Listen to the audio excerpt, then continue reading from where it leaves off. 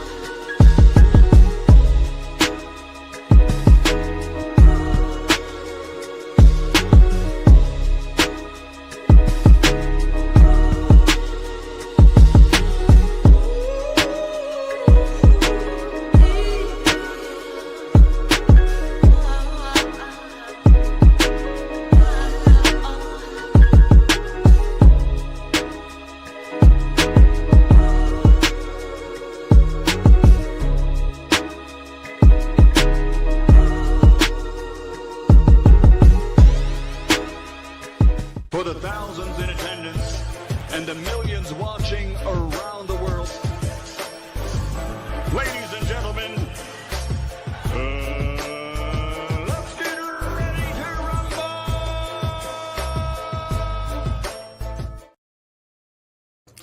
Yeah. Y'all give me a thumbs up. Let me know if you can hear me. I got a tripod today. I went down the street, bought a tripod. So man, much love to everybody, man. It's gonna be another 2-hour show, 2 hour, a little bit, some change. You get what I'm saying? I got stuff to do. So give me a thumbs up if y'all can hear me. All right. Akila said yes. Okay, cool. Shout out to Guillermo. Guillermo, what's going on, fam? Salute to you, brother. Shout out to the lovely Akila. We got Akila in the building. We have Guillermo. We have Mika. Mika, I see you. She said happy Friday. Yes, man. Shout out to Dodge J, D for well. I bet you can't do it like me. Shout out to Amar. Amar, what's going on, brother? Yeah, man. You know what, Amar? I've been found out about this. This was early in the week. With Jermall Charlo, and I was like, bro, like, fam, you get what I'm saying? I mean, to be fair, Jermall Charlo he fought last year. I think he fought last. Yeah, he fought last year, right? He fought last year. I think he fought Cornflake. He fought Cornflake Lamata. You know what I mean? Dude named Cornflake. So you know how that is. He fought him, and then what happened was all of this happened in the super middleweight division. So if him and Caleb Plant was supposed to fight. It was a very similar situation to where when Deontay Wilder, shout out to Schoolo, shout out to Green Eye Speed, Tony Montana. It was a very similar situation that with Deontay Wilder and Anthony Joshua. If you guys remember on the Riyadh season card, Anthony Joshua fought Odo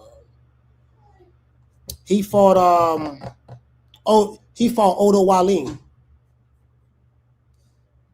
He fought Odo Wallin, and hold on, let me see something.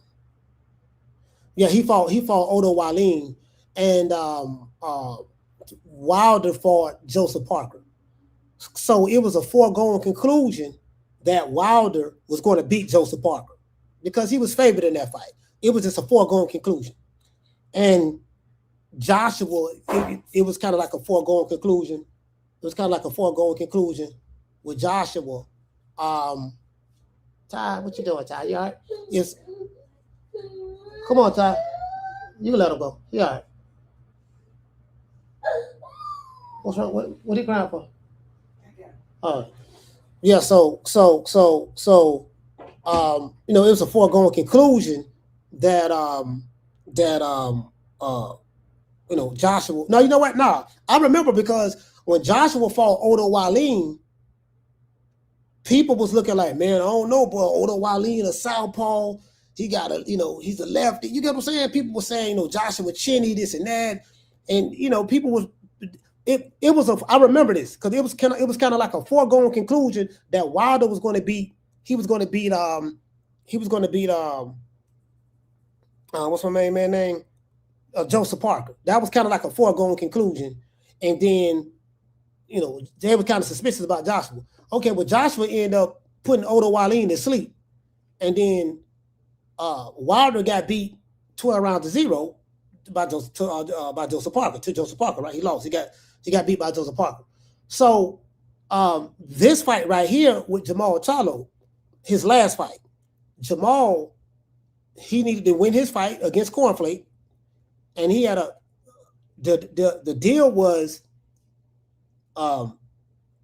Caleb Plant was going to beat Resendiz, Armando, I think his name is Armando Resendiz, right?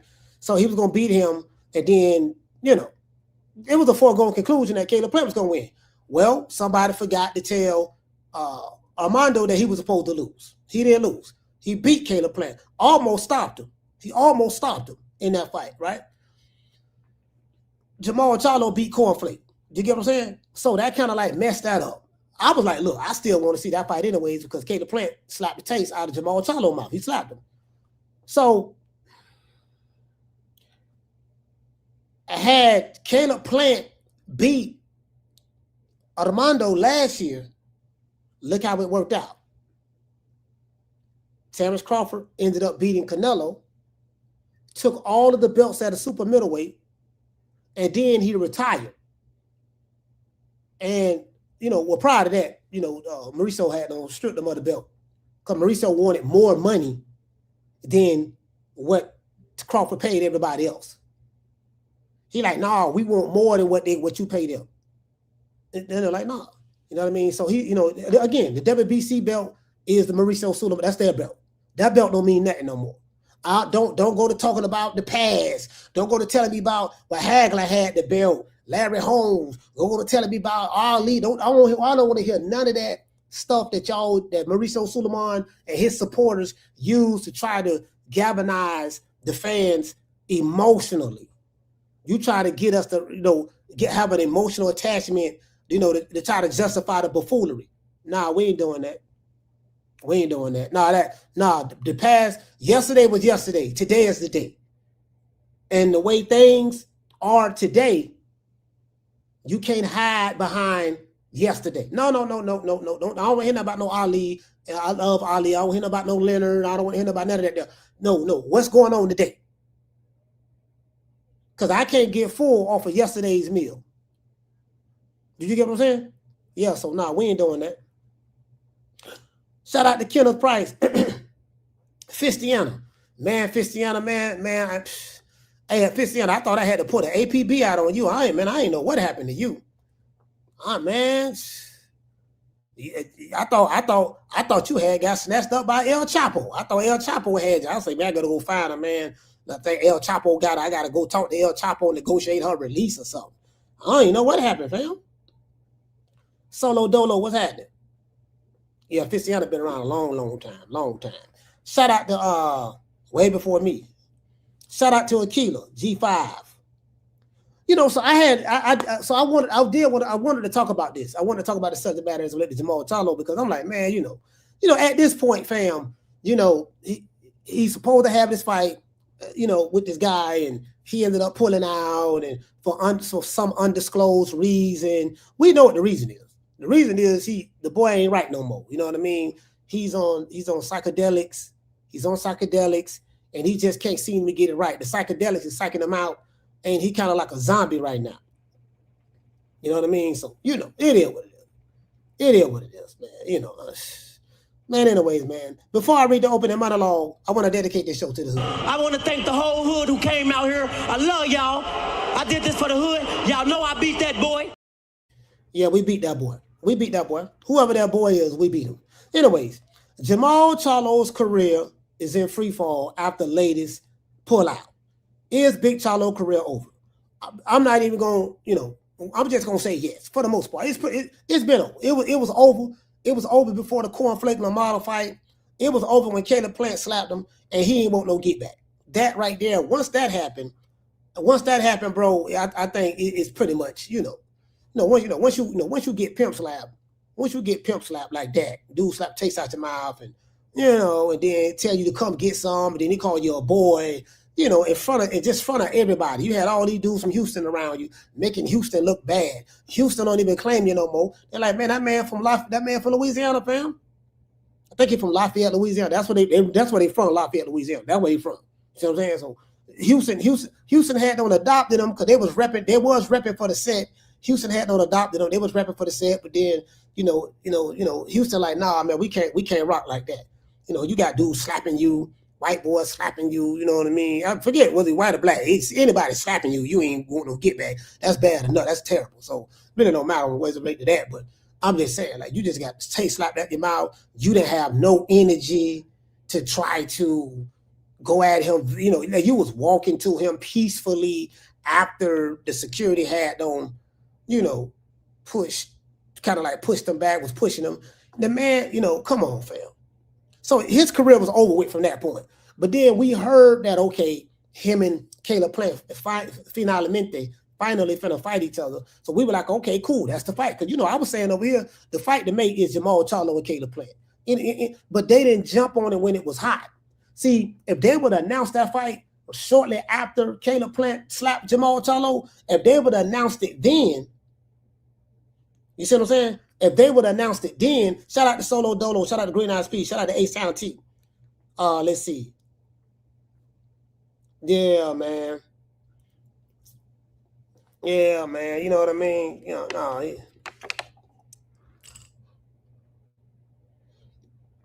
What you said? You said that's fake love from Houston. He said that's fake love from Houston then. Support you when you're up, then push you aside when you're down. Nah, that ain't no fake love. How you let somebody slap the taste out your mouth as you down? That ain't no fake love. It ain't like he was in the ring and he lost the fight and they jumped ship on him. Nah, that ain't what happened. That ain't no fake love. Nah, that ain't no fake love. What does fake love got to do with a man that represents Houston allowing another man to slap the taste out of his mouth and he don't immediately do the manly thing and immediately try to defend himself? Yeah, that ain't no fake love, bro. I think you misinterpreting that. You misinterpreting what fake love is. It's fake, you know what I mean? I think you're using the wrong word on that. Shout out A-Sound T. He say shout out to my real Jesus from the boot. Them twins weak as water. See, A-Sound T from Houston. A-Sound T from Houston, fam. Shout out to the Boston Don. He said that slap went viral too, coach. Hey, bro. Hey, he said that slap went viral. People I know who never cared about boxing wanted to see that fight. Hey, fam, bro. Hey, man. Hey, you talk about y'all talk about lions only. Fam, what lion you know get slapped? What lion you know get slapped in the safari? We in the safari or the jungle. You know, lions live in the safari, but I think some lions may live in the jungle as well, depending on what part of the world you're in. But the lions, for the most part, in Africa, they live in the safari. And on the continent of Africa, they live on the safari, not the jungle. But just imagine you supposed to be the baddest thing in the jungle, and you know, and another cat walk up to you. Ain't nothing supposed to be stronger than the lion, right? The male lion, especially the male lion. And another cat walk up to you. Wow. Slap him. Wow. You ain't roar. You ain't show your fangs. You get what I'm saying? It was you just accepted it. Man, come on, fam. Come on, fam. Come on, bro. Yeah, man. Yeah.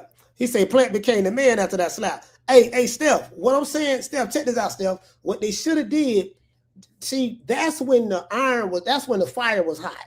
When the iron was hot, fire is hot. That's when the fire was hot. The fire is always hot. But when the iron was hot, that's when that fight should have been announced. I'm like, bro, how do these promoters or managers, whoever, how y'all drop the ball on this? See, you know, you get what I'm saying? Hey, the Boston Don, how you drop the ball on that? As soon as that slap happened, we were supposed to be hearing the following week or 2 days, 3 days after that. Like, this should have been the case, bro. See, my problem is this here. My marketing mind be thinking. So I'm always thinking from a marketing standpoint. I see opportunities, right? And I'm like, fam, that's an opportunity right there, man. How y'all drop the ball on that? If they would announce that fight a day or two after that happened, 2-3 days, or at least a week after that happened, while it was still hot, it was still hot and went viral, and everybody was talking about it. They could have announced that fight was going to be on pay-per-view, and I think people would have bought it. You probably could at least got 150,000 people to buy that pay-per-view. You know what I mean? Or even more, because we would have promoted the heck out of it over here. You already know how we do it over here, so you get what I'm saying? Like, come on, fam, y'all gotta jump, man. They don't be striking when the iron is hot, bro. I'm gonna say H-Town T, he said coach is exactly right. Him letting that white boy slap the veneers out of his mouth was the last straw for us. hey, he said was the last straw. It's the last straw, dog. You know what I mean? Like we don't listen. They don't let a lot of stuff slide. But I've been to H-Town a couple of times, bro. H-Town don't get down like that. Did you get what I'm saying? At the end of the day, it's a manhood thing at the end of the day.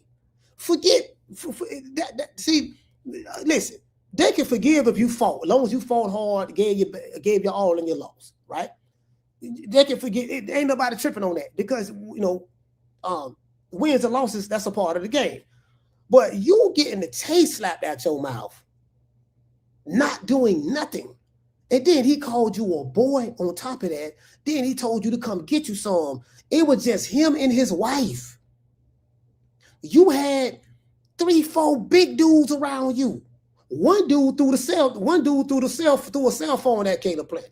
When he slapped you and the big dude security kind of like pushing Caleb Plant back, and Caleb Plant said, "Get your hands off me." He said, he said, "Don't you ever touch my face." He said, "Don't you ever disrespect me like that again, boy." He said, "Come get you some." That's what he said. And one of your homeboys threw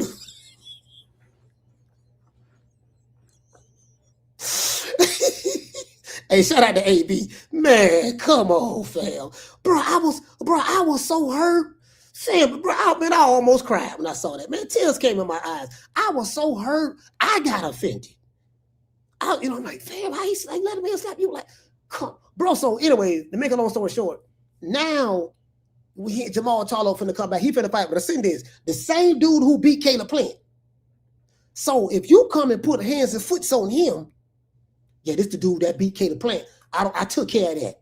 Now, I'm finna circle back. Caleb Plant, you got an opportunity to become a champion. I just took the belt from the dude who whooped you. Now you come get you. You get what I'm saying? Like he had, like if he could have made this fight right here, that's how you can market that. Look, this the dude that beat Caleb Plant. Especially if you stop him. You get what I'm saying? They say Jermall Charlo got the best jab in boxing. That's what they say. And he got a good jab. I don't know if he gets the best in boxing, but he got a real good jab. He really got a really good jab. He do. But so I'm just saying, there's just a whole lot of opportunity there, fam. Whole lot of opportunity there. Man, I'm like, man, he let the whole hood down with that one, bro. The hood can only take so much.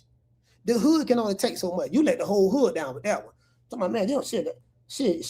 Our ancestors felt that slap.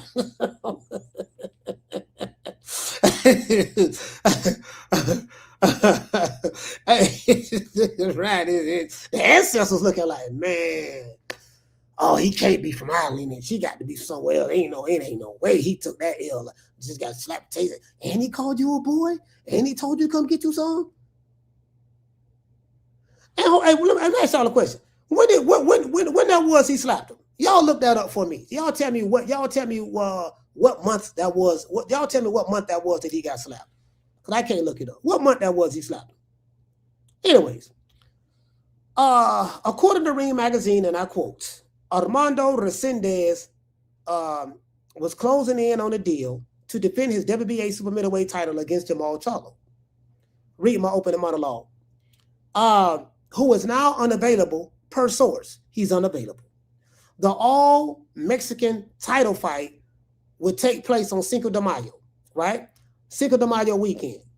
And on the undercard of David Benavidez-Zurdo Ramirez. David Benavidez-Zurdo Ramirez, right? At T-Mobile Arena. That's in Vegas. Resendiz won the WBA's secondary title with a convincing decision win over Caleb Plant in May. That's May of last year. Now, he's been elevated to full champion status. Now, you know how he got elevated to full champion status. Canelo had all of the belts. He had all of the Infinity Stones. Crawford beat him, beat Thanos, took the Infinity Stone, all Infinity Stones from him. He became Thanos, and then he relinquished all of the Infinity Stones. So I'm done. Tapped out. He don't want to fight no more. After 31 years boxing and 17 years as a pro. He said, I'm done. You know what I mean? So, and so when he dropped the belt, Resendiz was the interim champion at that time by beating Caleb Plant. And so he got elevated because the belt became vacant. So they elevated him. So now y'all get what I'm saying. Had Caleb Plant beat Resendiz last year, then, you know, he would have had the belt. He'd have been elevated. And then we probably could have been hearing about him and Jermall. But then Jermall just pulled out for unspecified reasons. I'm like, man, come on, fam. Somebody, what you say, Steph? You say July 28, 2023? Okay, good. Well, at least it wasn't on Black History Month. At least it wasn't on Black History Month. If it was on Black History Month, Lord have mercy, we can't take no more whoopings on Black History Month. And at least it wasn't Black History Month. You know, Juneteenth, Debbie, that's kind of pushing it. You get what I'm saying? Juneteenth kind of pushing it too, but you know, it was in July. All right, cool. All right, it was in July. All right, you know. Anyways, Charlo and Plant were featured in the co-main event and in the main event and co-main event as a way to create hype and give them tune-ups, give both of them tune-up bouts for an unexpected showdown that was in the works for years. It shouldn't have been an unexpected showdown. That showdown should have been expected, especially after you got slapped. I'm reading my opening monologue, but I'm like, I just thought about that. There was no unexpected showdown. After you slapped me, fam, the showdown happened right there, and then we gonna have another showdown in the ring. We got we got to go to jail. Bro, it's certain things that you shouldn't mind going to jail for. Getting slapped and it's one. Yeah, dog, I went to jail, dog. Hey man, y'all come get me, man. Damn, coach, what you doing in jail, man? Nigga tried to slap. Oh yeah, dog. We coming to get you. Yeah, we coming to get you right now, dog. That justified you. You was supposed to went to jail for that. You see what I'm saying? It's just certain things that you just got to stand on as a man. You know. Now, of course, I'm hearing that Jermall Charlo did start it. He was putting on Caleb Plant's beard and stuff like that, and that's understandable. Caleb Plant did what he had to do under those circumstances, because you kind of like pulling a man's beard. He with his wife. You embarrassing him in front of his wife. You don't hold him up. You don't hold him up in front of his wife. She probably looking at him like, man, how you let that nigga come and pull your face like that? You get what I'm saying? So he thought about it. He went to walk it. Then he saw Jermall Charlo again. And the fact, check this out, how he knew you were so, he knew he can do that to you. Check this out. Dude, it was just Caleb Plant and his wife. He ain't had no security with him. He ain't had no goons with him, none of that there. I met Caleb Plant in Vegas. He ain't got no security with him, bro. I think he got his dad, a couple of trainers, some old white dudes with him around, and whatever the case may be. That's it. He ain't got no goons like a lot of these black fighters be walking around with. You know what I mean? Yeah, you know, nigga got personalized security, this and that, and all this stuff there. Caleb Plant, man, I'm trying to tell you, man. Hey, guess what? He was walking around the hotel. We at the JW Hotel. We at the W in Los Angeles. He walked around the hotel. This when Crawford fought Marjabal. He walked around the hotel like he had a look on his face like, I wish a nigga would. Man, I wish a nigga would. He not scared at all. Plant is on that. I'm telling y'all right now. Plant is on that. Plant is on that. For real. Like you're gonna have to do that to Caleb Plant. Telling y'all right now. He on that. Shout out to Big Mason. Hey, Big Mason, the man on that. Telling you right now. He ain't one of these soft white dude. No. You gonna have to run it with Caleb Plant. Facts. You gonna have to run it. If you ain't ready to run it, you don't even walk up on him. You see what I'm saying? So, as I said before, man, Charlo and Plant were featured as the main event and co-main event last year. And it was kind of a way to create and increase the hype, for the up and coming bouts that was going to be announced. You see what I'm saying? Instead, Resendiz spoiled those plans, and he spoiled those plans. He beat Caleb Plant. So instead of Caleb Plant fighting doggone Jermall Charlo, Resendiz say, hold up, swole up, step to the side, baby boy. I'm gonna fight him now. Resendiz wanted to smoke with him. He wanted to smoke with the African American stud. He wanted that. That's what Jermall Charlo say. He's the African American stud. That was Jermall Charlo say, not Jermall, but he wanted to smoke with him. I'm finna go. Listen. I don't knock off the colonizer. I don't knock off the colonizer, the one who slapped you. Check this out. I want y'all to look at Resendiz. He whooped Caleb Plant. And I want y'all to remember this. Do you guys remember Fistiano? Shout out to Fistiano. Shout out to Aquila. I don't know. Shout out to Moti. Moti, what's up, fam? I don't know if y'all remember this. After that fight,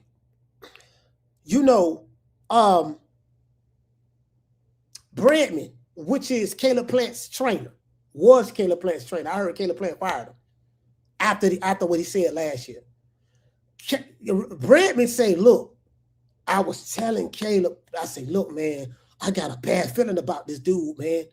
You can't be going out there telling people, oh, yeah, man, I'm going to fight Jermall Charlo next. Once I get by Resendiz, I'm going to beat him. And then once I beat him, Jermall next. You looking past this dude. He said this dude wasn't saying anything. He said, I remember we had the press conference. He had this look on his face like he came to fight because he had 2 losses already, right? He said, man, I was worried about this dude, man. And Caleb was looking, I was talking to his wife. He did an interview with Mill City. He said, I was talking to this dude's wife and everything. I was like, man, Caleb, I was like, man, I was talking to his wife and everything. I was telling his family, I said, man, I don't know about this one, man. This guy's coming to fight, I don't want Caleb to take this guy lightly, man. This guy, I got a bad feeling, man.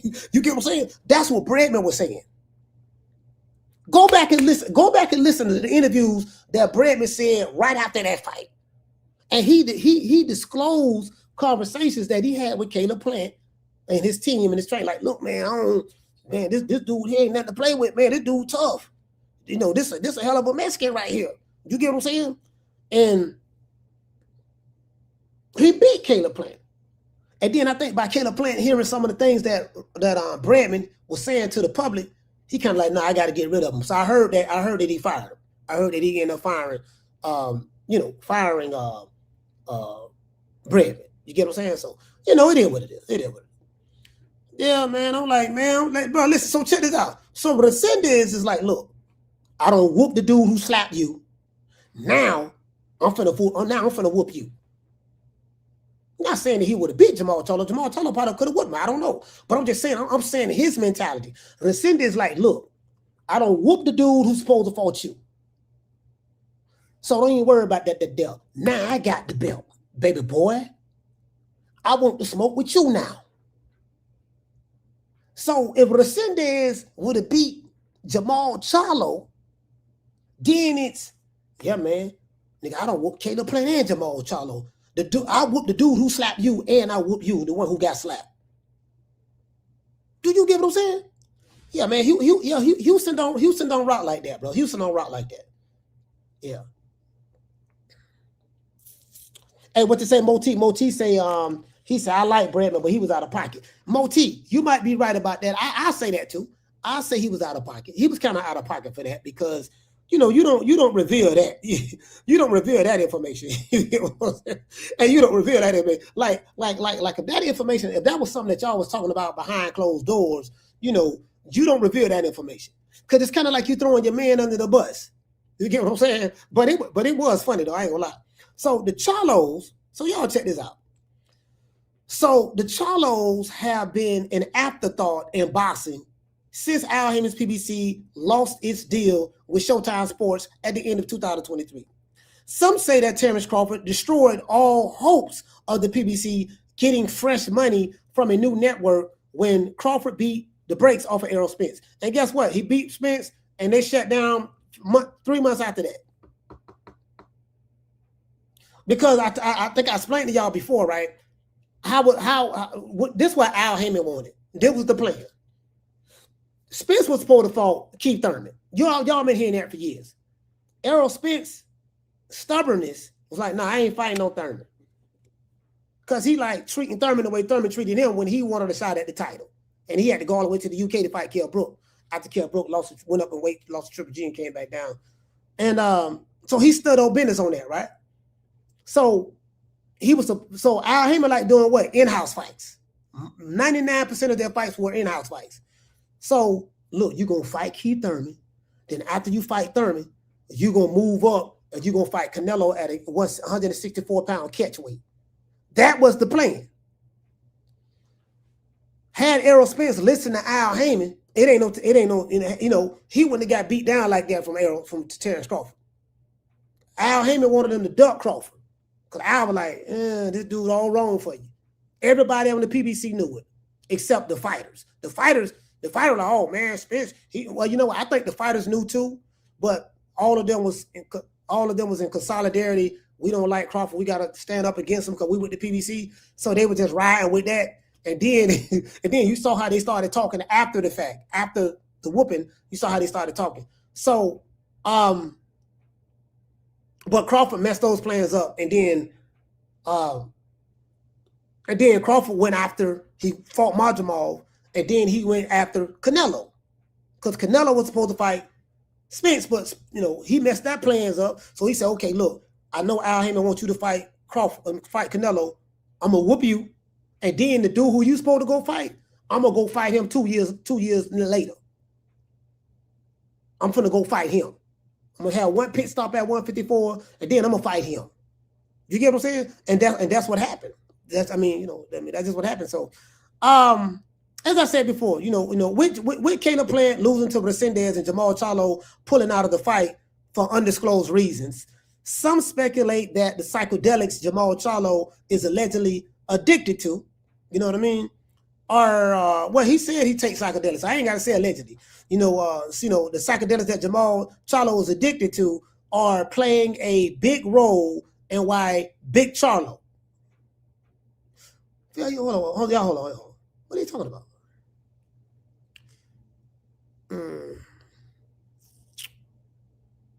Yeah, I need to find out. I need to find out why my mail ain't working, bro. I need to find out why my mail. Sorry about that, y'all. I got sidetracked. Yeah, I need to find out why it ain't working. Anyways, with Caleb Plant, as I said before, losing to Resendiz and stuff like that. So now, and then Big Charlo being on the psychedelics and all that stuff there. A lot of people feel that this is playing a big role in why Charlo has fallen off the boxing radar. He's pretty much done from my point of view. But he's not the only PBC fighter to do so. If you look at, man, like the dudes who was hot yesterday over there, AB, he ain't over there no more. He drunk, he alcoholic. Jermall Charlo, he want to come back, but they put him on hold and this and that, and I guess the money he made from Canelo, just his money, kind of died down, and from what I'm hearing, like how Al Heyman did do things, and they signed up for it. That's why they can't sue him, But Al Heyman takes some of their money and put it back into the company, put it back in the PBC, and what you gonna do, baby boy? I got some junk bonds. I'm gonna invest your money in. Don't even worry about it, baby boy. I'm gonna give you a check every week. Every week you're gonna get a check from me, and I'm gonna take that money. You're not gonna get all your money now. The back end money, the money outside, the money you're supposed to get on the back end. Don't even worry about that, baby boy. What we're gonna do? We're gonna take that. We're gonna flip it. We're gonna put it back into the company. We're gonna get some more work, put it back into the company. We're gonna flip it, make it do a round off, an Arabian, a gainer, a somersault. We're gonna make a somersault about 3-4 times before I give it back to you. You dig? And everybody thinking it's on the Gucci, but then Al Heyman ain't nowhere to be found. So that's why when I interviewed Bill early in the week, I said, man, you talked to Al Heyman? He was like, no, I haven't spoken to him, but we've been dealing with Louis DeCubas, and Dev is the one that talked to him. So he talked to Al, and he talked to DeCubas and Tom Brown and them. And well, I know Devin Haney ain't talked to guy. He ain't talked to Al. Don't nobody talk to Al. So Terrence Crawford said he didn't even talk to Al. He said, man, when I negotiated, when they negotiated that deal to fight Errol Spence, he said, man, I ain't even talk to Al. You know, Al. He said he was speaking to Al through his attorneys or through the operatives over there at PBC. He said, yeah, man, I was talking to him through them. You know what I mean? Like if I want to say something to Al, I couldn't just talk to him. I had to talk to his frontman, and then they relay the message. I was so shocked about that, bro. I asked him that question in the interview. I said, have you met Al Haymon? He was like, no, I ain't never met him. I said, well, how you know he cool? Yeah, Al Haymon a cool dude. How you know he cool? You ain't never met him. He's like, no, I was, talking through him through his people and stuff like that. We was we was negotiating. I was like, oh man, that's crazy.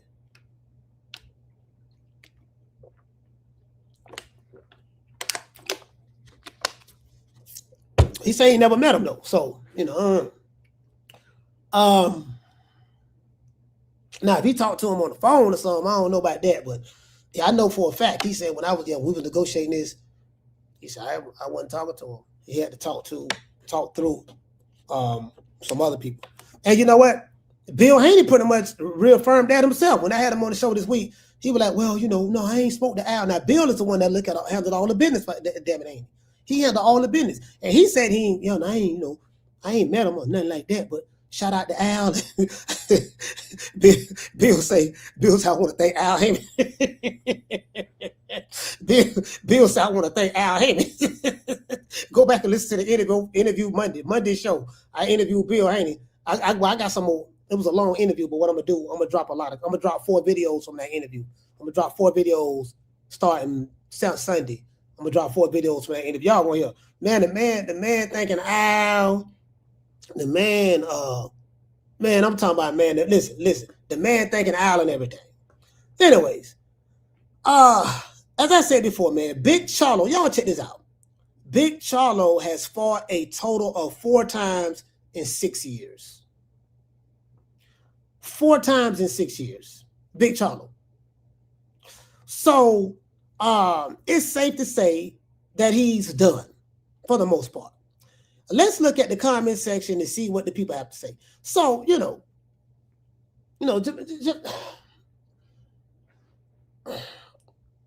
crazy part about it, a lot of people like Jermall Charlo. They like Jermall Charlo because, he seemed like to be the cool Charlo. I remember what fighter that was. I think it was Bud. Y'all think it was Bud. He said, yeah, man. He said Jermall Charlo. He said Jermall Charlo is a bitch. He said, look, man. He said Jermall the cool one. He said Jermall Charlo, when he get in front of the camera, he try to act like he the hardest, toughest, baddest, meanest, rooting, tooting, shooting Yosemite Sam. He said, man, that man's front. He said, that man ain't nothing like that. Bomac told me the same thing. I said, Bud, I don't know, Bud. Jermall look like he a killer. He said, man, kill what? He said Errol Smith be beating him up in sparring.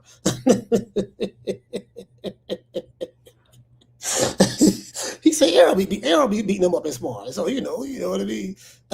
Hey, shout out to Hollow Davis. Hollow, what's going on, fam? Yeah, man. Yeah, man.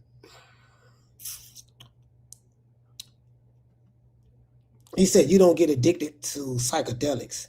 They just affect people differently, and it didn't help them.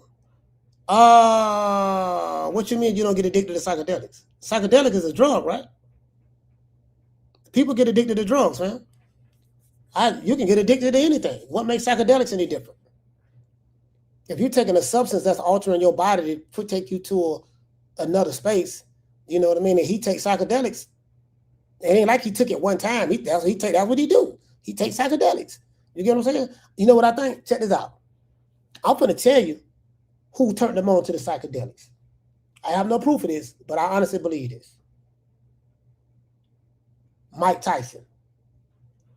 Look at how Jermall Charlo was acting prior to going on the Mike Tyson podcast. Mike Tyson was talking to him about the toad. He said, yeah, man, you got to try the toad, man. You got to try the toad.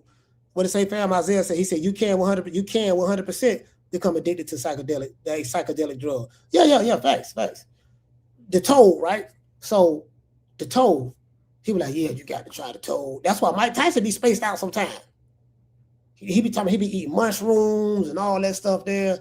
But listen, check this out. Look at him in this interview, and then look at him after the interview. We the Charlo twins. We known for calling everybody out. Please call these people out. Listen, the whole world's looking at you. Call these people out, What's up? It's the Jermall the Hitman Charlo. Let's get it. Who want it? Name them names, man. They know who they is. Name them names, please. The names need to be named. They know who they is. The Mexican monster. Mexican monster. Mellow. Bro, I said, damn, I wanted that mic. Doggone dog. You get what I'm saying? Because every time somebody come on the show, Mike, he talk about the toe. Yeah, man, you got to try the toe, man. It's going to get you, it's going to have you, go deep into your mind and it's gonna come face to face with your great biggest fears, and you got to, Mike don't told this man. Mike don't got this man, and then hey, Fistiano, check this out, and they said when Bud beat Spence, what the Spence, not the Spence fans, but Aerosexuals, the extreme man fans, but the Aerosexuals was saying, because they had an Aerosexual YouTube channel, he was making videos like, man, 2-3 videos a day. Yeah, man. Something wasn't right about Arrow that night, man. I think they said it was a clone. They said I had Victor Conte on the show. RIP to Vic.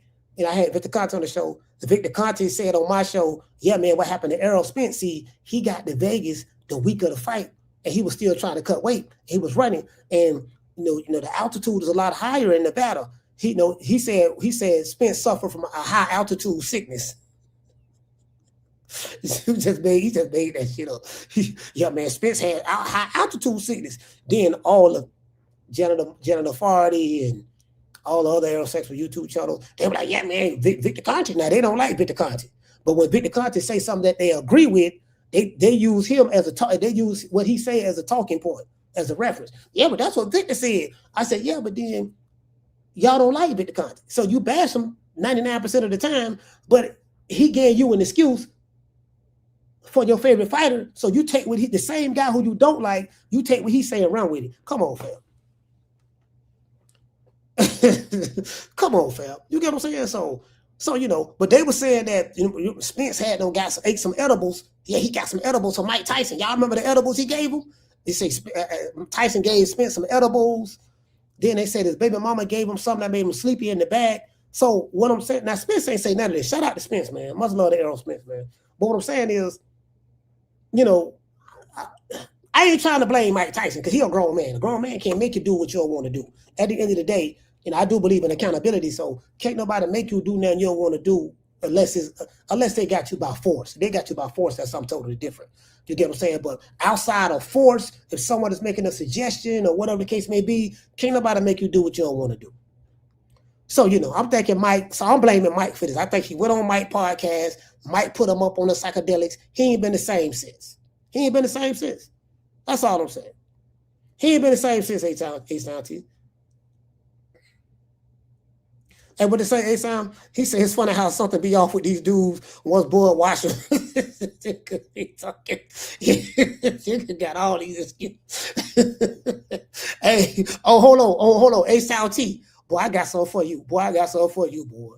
Oh, boy, A-Sound T. I got something for you. Oh, no. I got something for you. You wanna get a good laugh? Hey, Sound, I got something. Okay, don't worry about it. I'm finna show you something right now. I got something for you. Oh, you want to laugh, huh? Okay, cool. Check this out. Let's go here. Always something, huh? I'm finna show you some receipts to back up everything you say.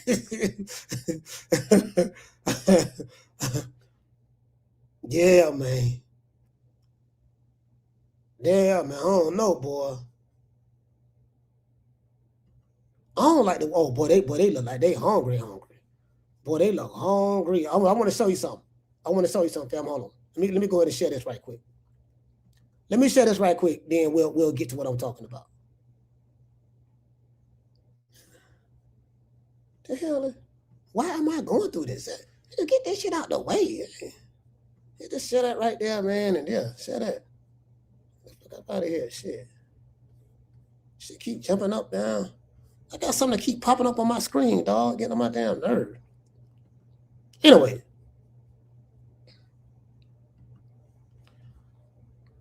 This, Resendiz and Carlos. Carlos Adames, Austin Elmo. I don't like the way Austin. I want y'all to look at this right here, fam. Hold on.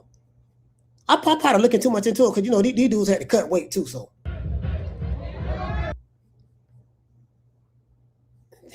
both of them look drained. Almost look drained, bro. Maybe I'm tripping. Carlos Adames. Let me turn this music down because it's my copyright music. Oh, okay. No, they look all right. I guess they look all right now. I don't know. I guess they look all right.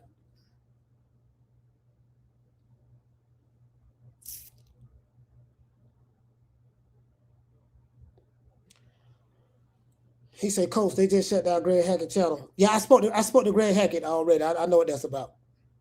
I spoke to the brother. I know what it's about. You right about this part. He had somebody on his panel. He did have somebody on his panel. Somebody on his panel,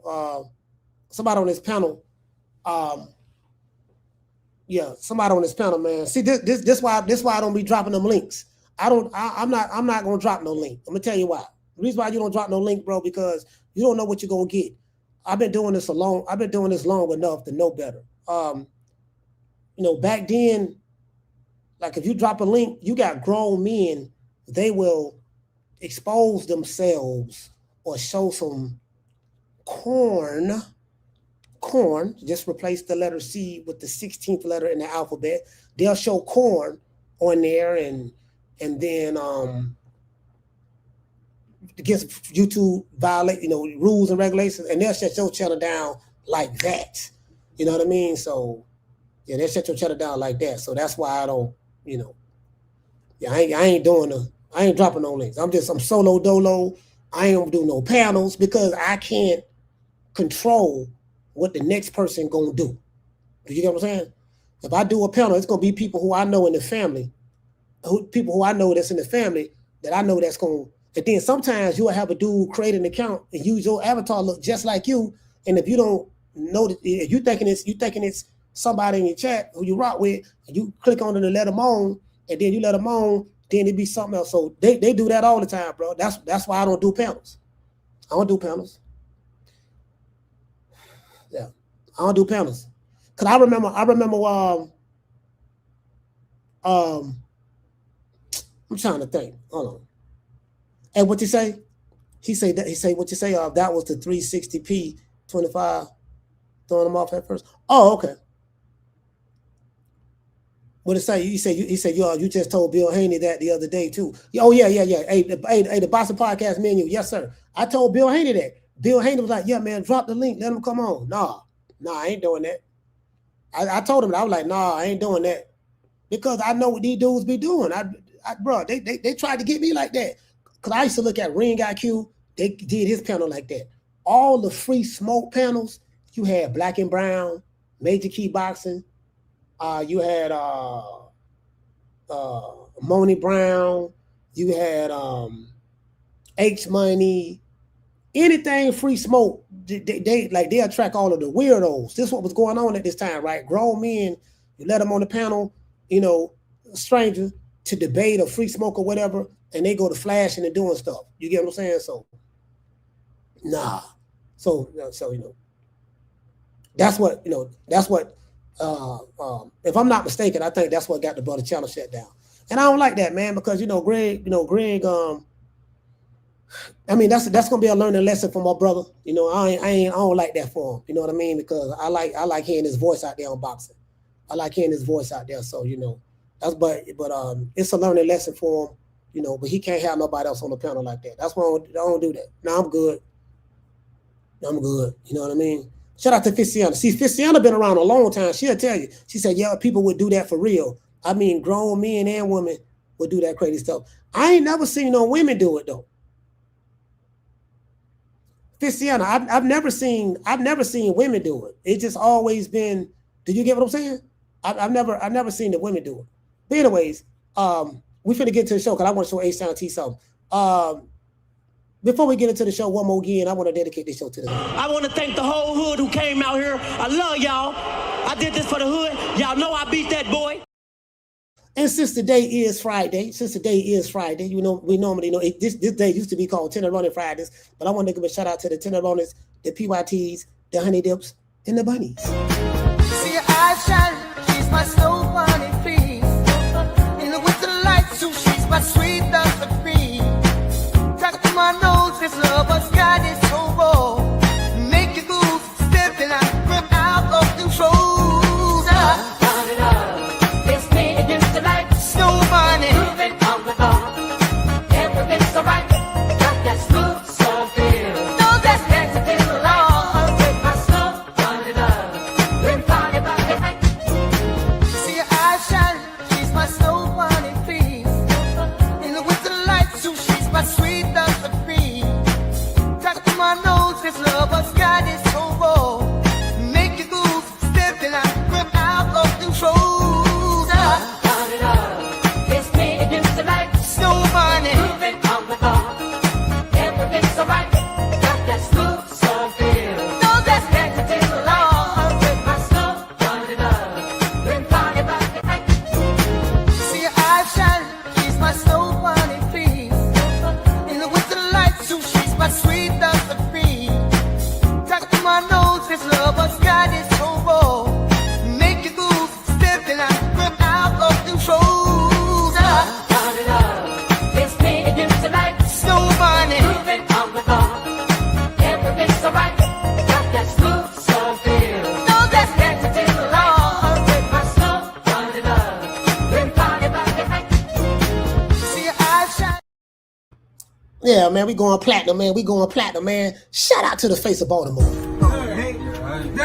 Hey, yeah. Ooh, that look good.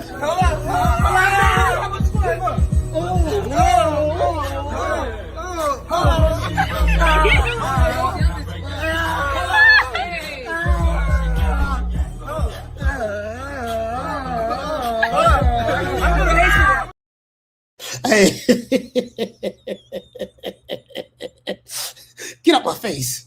Only that you got no more. Don't need no hairs been messing up my corner. And you better get that bad look up your face before I knock it off. Get out my face. Don't need nothing you got no more. Don't need no hairs been messing up my corner. And you better get that bad look off your face before I knock it off.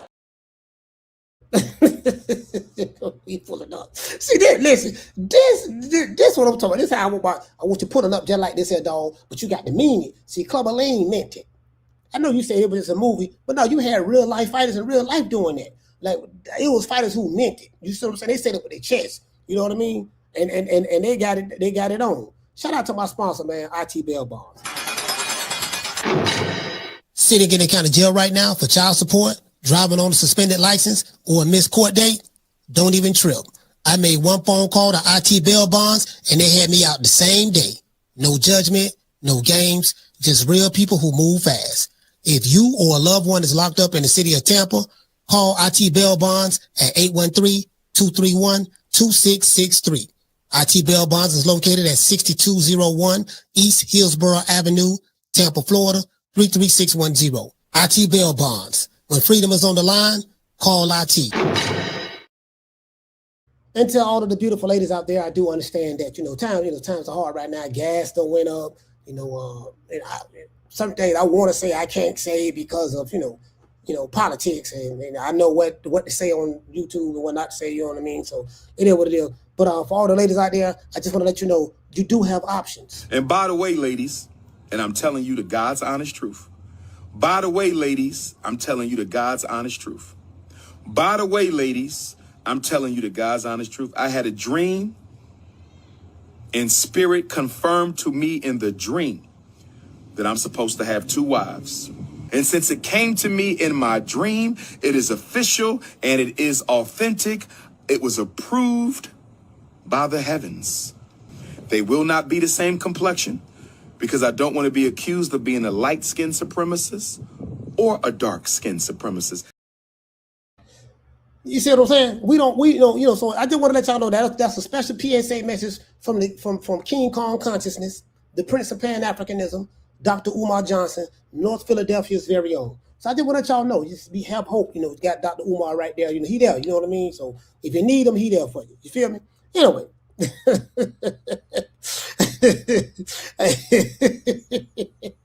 Got options. You got options now. You got options. You know what I mean? Hey. Oh, sorry about that. Hey, Doctor, listen. Okay, y'all got two choices. Y'all got two choices now. Dr. Umar or Mama Ho. Peace, y'all. Peace, peace, peace. Yo, this just a fast response. This ain't on no bull crap. Fast response to Some tell me y'all to take Dr. Umar over. Some telling me y'all to take Dr. Umar over Mama Ho. I ain't gonna lie. Hey, I don't blame you. Listen, I ain't mad at you for that. You know what I mean? Not that. I ain't mad at you. Anyway, hold on. Let's go over here. Cause I got to show H-Town T this here, bro. Bro, like, So we talking about not making excuses, not blaming anybody, not making excuses, not blaming anybody for anything. You know what I mean? It is what it is, right? Hey, look here, man. Now, Carissa Shields, who it was? The Guap. Shout out to the Guap. Was it Carissa? Who it was? Let's see. Who been getting beat up lately making excuses? Deontay Wilder, Carissa Shields. Remember, she got dropped. She got dropped in sparring. She said the dude took he took the patent out of his gloves and put some egg weights in there. I went to the car and get the knife. That was she said. That was Carissa Shields said, right? So all right, so who else? That's another fighter too, man. Yeah, that's another fighter. Edgar Berlanga, the Puerto Rican assassin. Remember the Puerto Rican assassin? But talk about, yeah, dog, she what it was. He wasn't saying that. It was his wife was putting it out there on Twitter. Said, yeah, man, Hamza Shiraz had hand wraps, suspicious hand wraps. I'm finna blow that up right there. That's gonna be too easy. That's like taking candy from a baby right there. That's like taking candy from a baby. Suspicious hand wraps, huh? Okay, cool. Whew, Lord have mercy, I ain't got the GED, but that's all I need. This good GED education. I got a good GED. I ain't got one of them county jail GEDs. I got my GED off the streets. You get what I'm saying? I got a street GED. You see what I'm saying? So, I had, went to the county jail and was going to flunk. You know what I mean? We went to the county jail, did like 6 months in the county, and I was going to flunk. And we had an adult school. I graduated from Hillsborough High School, right? And they had Hillsborough Adult School right next to Hillsborough High. So I had to, high school, you get half credits. Adult school, you get whole credits. So I had to, you know what I mean? I had to do what I had to do. You know what I mean? You feel me? So I got the whole credits and was able to catch up and just went on here and got that GED right quick. I was able to walk with my class. GED graduates on this side and high school diplomas on that side. Even though they're the same thing. Yeah, man, she went in now. She used to pull to walk the class, but you had to do 6 months in the county. You was gonna flunk. I was flunk. I was done. You see what I'm saying? But I was like, man, I ain't wanna flunk and repeat. I say, no, I ain't doing that. I'm finna go over here and get these whole credits. And I did that there. Anyway, what did say? She said street GED versus the jail GED. No, there's a difference. The county jail GED kind of like watered down. Hey, who was you, pimp? Hey, what the fuck? What the fuck? Get your motherfucker. Hey, that nigga squeezing me. Get that freak ass nigga up out me, hear my nigga say back the fuck up, dude? Hey, man, shout out to Deontay Wilder.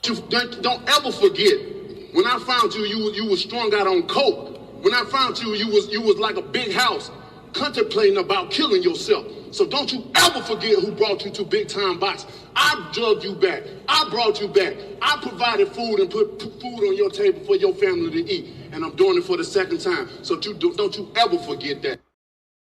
How does Deontay Wilder fans? I'm one of them, but I ain't jump out the window like they morphed into Wakanda.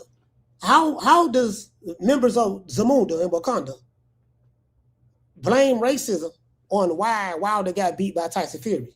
With Deontay Wilder, your king, the king of Zamunda, the king of Alabama, clearly said in that video that I'm the one that brought you back. The black man from Alabama, FBA, admitted that he was the one that brought the colonizer, quote unquote. Of course, I'm being facetious when I say this. Because they're white don't mean them colonizer, but that's neither here nor there. That's another story for another day. The white colonizer and Tyson Fury, the black man from Zamunda, acknowledged in that video that I'm the one brought the white man back. Don't you ever forget that. So guess what? I ain't gonna forget it. I said, well, you know what? What was that racism?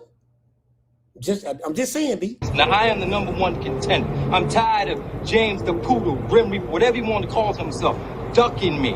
All right, I'm tired of man driving around town in 8 Rolls Royces. He ain't fought nobody. I'm still in a broham. Man, the man's still in a broham. I'm still in a broham. Hey, look here, man. Still in a broham, dog. That's all I'm saying. Tyson Fury was in a broham, and Deontay Wilder was in a Bentley. Tyson Fury was living in the hills and cave sides of Europe, and Deontay Wilder was sitting on a throne on his kingdom with all of his subjects. You see what I'm saying? Getting fed grapes with laying in a hammock while beautiful women was fanning him with Egyptian hand fans. Wilder, according to him, not me, according to him, he went to the hills and cave sides of Europe, found a 6'9" heavyweight, took him out of his slumber, cleaned him up, shaved him, made him look like somebody, and gave him an opportunity to put millions in his pocket. And somehow it's Tyson Fury's fault. I say, you know what, bro? I'm done.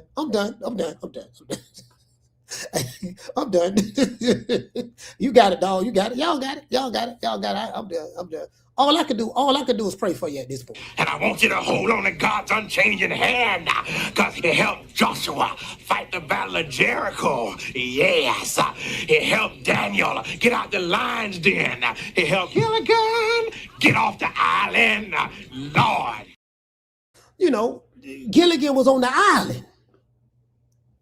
The king of Zamunda went and got Gilligan off the island, fam. He got Gilligan off the island.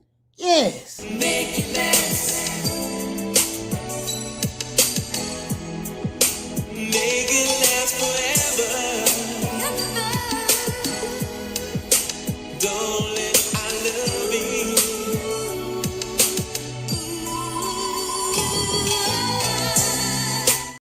Like have Gilligan get off the island. Anyways, I want y'all to see this here. That's where H-Town T at. H-Town T. It don't got bad, dog. It don't got bad. When I say it don't got bad, I'm finna show you right now. Where he at? Here you go right here. It don't got bad, H-Town T. Here you go right here.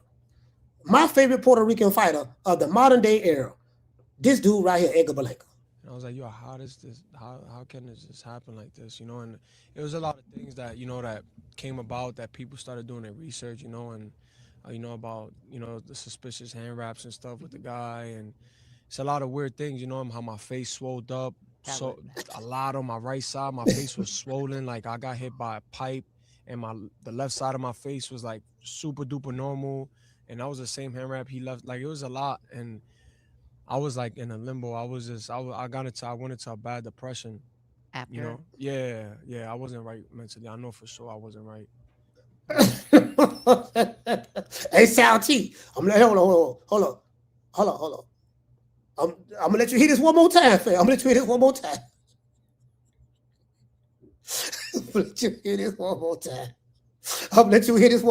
Fam. Now, this is my favorite Puerto Rican fighter. I ain't gonna say about all time. Now, that's gonna be disrespectful. But Tito Trinidad, that's gonna be disrespect Tito. I ain't gonna disrespect Tito like that. But however, listen to all my Puerto Rican brothers and sisters out there, to all of my Puerto Ricans. Just want to throw that out there to all of the Puerto Ricans. We gotta talk about this now. We gotta talk about this. I felt like a Puerto Rican in this hair. I felt Puerto Rican. Y'all know I love me some Puerto Rican. I felt Puerto Rican in this. Rican. Hey y'all, hey. Let's look at this one more time. One more for the road. I was like, yo, how can this just happen like this? And it was a lot of things that, that came about that people started doing their research, and, about, the suspicious hand wraps and stuff. Good talking. This man sound like Wilder. Yeah, dog. Hey, sound like Carissa Shields too. Yeah, man. See, the hand wraps was suspicious. See what happened? He took the pad out the gloves. Cause I'm trying to figure out how did this man knock me down and I'm a woman? Okay, Clarissa. He knocked me out. Okay, Clarissa. For one, he's a man. He has the X and Y chromosome. He have testosterone. He's physically, genetically, were created stronger than you. There's male and female. The female is the weaker sex, and the male is the stronger sex. Doesn't mean that the female is insignificant. She's not. She's very strong. But if you look at nature, the way the creator of all creations created everything is created in the polarities. You have the male energy, which is the masculine energy, and then you have the feminine energy. See what I'm saying? And both energies work together. When the feminine try to get in the lane of the masculine, stuff like this happens. Did you get what I'm saying? So I'm trying to figure out how he knocked me out. It's easy. He caught you with a left hook. He hit you with the left hook, caught you on that chin, and you were laid out, arms laid out, mouth open, legs open. Okay? That's what happened. Ain't nothing to figure out. You thinking too much into it. When you go to talking about, yeah, it had to be something else. No, that was it. Edgar Berlanga said the right side of his face was swollen up. That's because you kept getting hit with that left hook. That tells me quite a few left hands was hitting you. Do you get what I'm saying? He said, yeah, man, people did their research. What people? What people did the research? She didn't give him no rebuttal. It's an entire interview. We're going to do a show on this. There's an entire interview out there, an hour long, for this young lady. She's an older lady, but she's on YouTube and stuff like that. And yeah, he out of New York, he went to holler about people did their research. What they found? Okay, let's continue. The guy, and it's a lot of weird things, how my face swelled up. So a lot on my right side, my face was. And she say that was bad. And y'all hear what she said? He said, yeah, like my face swelled up. She said, yeah, that was bad. Y'all hear what she said? Hold on. Let me let y'all hear that again. Hey, Akila. Let me let you hear this again. She said, yeah, man, my face swelled up. She said, yeah, that was bad. Yeah, that was bad, dog. I ain't gonna lie to you, dog. Hey. Man, you made all of Puerto Rico look bad with this one. See, listen, it's not the fact that he made Puerto Rico look bad. The problem with Edgar Berlanga was this. Same thing with Jermall Charlo when Caleb Plant slapped him, right? Edgar Berlanga, you was talking so much trash. I'm your Canelo. You know what I mean? He said, I promise you, I'm gonna knock you out. And Hamza Sarah say, okay. And what you gonna do when I knock you out? If I knock you out, I promise you. You know what I mean? Like you got a Mack truck and hit me on the chin, and you won't, and I'm not going nowhere. I promise you. No, he kept saying, I promise you, and all that stuff there. And then Hamza Sarah knocked him out. And instead of taking the L, he went to holler about, yeah, dog, the suspicious hand wraps. I don't know what it is with these fighters, man. Like some of these fighters that had these inflated egos. Yeah. Hold on, H-Style T. I got some more for you. I got a whole lot of more for you, fam. Y'all check this out. Weird things, how my face swelled up. So a lot on my right side, my face was swollen, like how my face swelled up. So a lot. Y'all heard what she said? She said, yeah, that looked bad. Weird things, how my face swelled up. So a lot on my right side, my face was swollen, like I got hit by a pipe. in my. He said he got hit by a pipe. Yeah, dog. Man hit me with a pipe. Dog felt like he hit me with a pipe. Yeah, he hit you with a pipe. He hit you with a pipe. He hit you with a pipe. Shout out to Mr. Samantha Can. Hey. They hit him with a pipe. He showed up, got hit with a pipe now. He showed up. Boy, he showed up, got hit with a pipe. Facts. Those are the facts. The man got hit with a pipe. The fuck? Fuck you all rolling up on cuz? He must don't know. He can't know. He can't know. He must don't know. He can't know. He can't know. He don't know. The left side of my face was like super duper normal, and that was the same hand wrap he left. Like it was a lot, and I was like in a limbo. I went into a bad depression. So I know. Let me tell you something. See, baby boy, you could have just came to me. I'm gonna tell you why you went into a depression. You know why you went into a depression? Because you talked all that trash. You talked all that trash. You went to telling that man you his Canelo. You was walking down the streets of New York with your shirt off. You had your beautiful wife with you. Everybody from the terror squad with you. You had Pistol P, Fat Joe. And when you had Joey Crack, Pistol P, Remy Ma in the back, all them big Puerto Rican security guards you had. Some big Puerto Rican. He got some big Puerto Rican now. Them dudes like 6'4", 6'5", 300 pounds. Got some big Puerto Ricans on the team. So he got all these big Puerto Ricans walking with him with his shirt off. And they ain't telling you, look, dog, this dude coming to take your whole head off, man. You got to take this serious. And you did all that selling out, and you got embarrassed in New York. That's why you went into a depression. See, he need to talk to me. If he talk to me, I'm gonna tell him. And then in the interview, he admitted that he live in Tampa. So since he live in Tampa, he live in my city. I gotta find the Puerto Rican assassin. Look here, Puerto Rican assassin. Check this out, baby boy. I'm gonna say, look here. Have you ever heard of the term Puerto Rican assassin? You ever hear anybody online? You ever heard people say that about when they come to you? He said, yeah, I heard that term before. They talk about me when they say that. I'm gonna say, yeah, that came from me. I was the one that gave you the nickname Puerto Rican assassin. That came from me. You know what I mean? Nice to meet you for the first time. You see what I'm saying? Hold on. Now listen, check it out, baby boy. I saw your interview. You said you went into a depression because a lot of suspicious things went on as it relate to Armando Resendiz. You talk about the hand wraps and all that. Look here, man, I'm gonna tell you what God love. You see what I'm saying? Wasn't nothing wrong with the hand wraps. You know, you was embarrassed because you did all that selling out. And it happens. I mean, Agent Broner did the same thing. Agent Broner didn't make no excuses, but I'm saying when Agent Broner did all that selling out to Marcos Maidana, he got the brakes beat off of him. And then, you know, he ain't been the same since, you know, so, but he did a lot of selling out prior to that. Did you get what I'm saying? So you in the same situation. You sold out prior to that. Armando Resendiz put hands and foots on you, and you went into a depression. So, you know, that's what happened, though. Shout out to Ramon. Ramon, somebody got to tell this man the truth. Now, this ain't it. Oh, I got some more receipts. You know? Yeah, I wasn't right mentally. I know for sure I wasn't right. He said he wasn't right mentally. See, that's what happened, see? Now, check this out. You know how I know ain't nothing wrong with him? Because had he won that fight, he wouldn't be doing no interview talking about something. He was depressed. He wasn't right mentally after the fight. Had he won, it's just like H.I.T. said, it's only when they lose, it's something. They got to find something when they lose. Yeah, dog, my baby mama was tripping. My cousin was bow-legged. My auntie hurt her pinky toe. My wife had elbow surgery.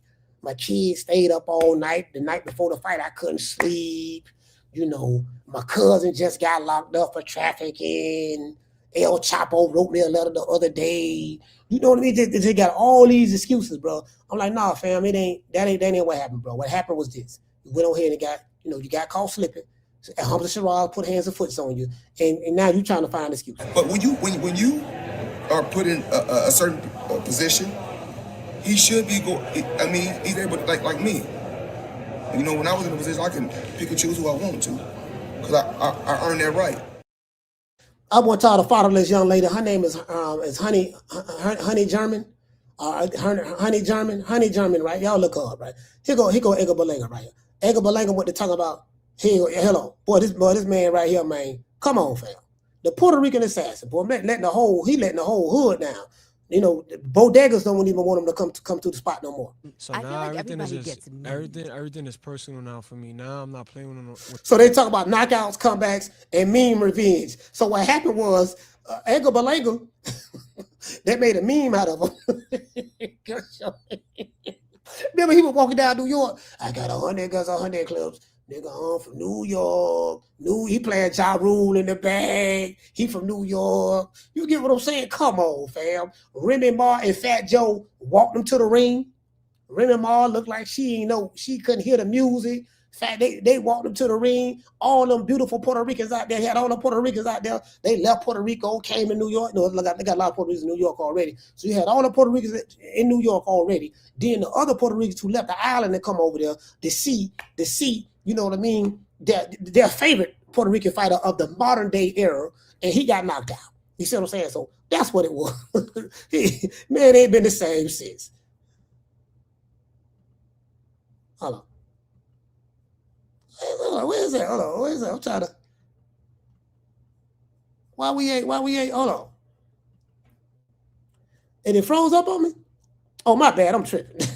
Nobody. I feel like right now I'm gonna be back on. Man, I'm tripping.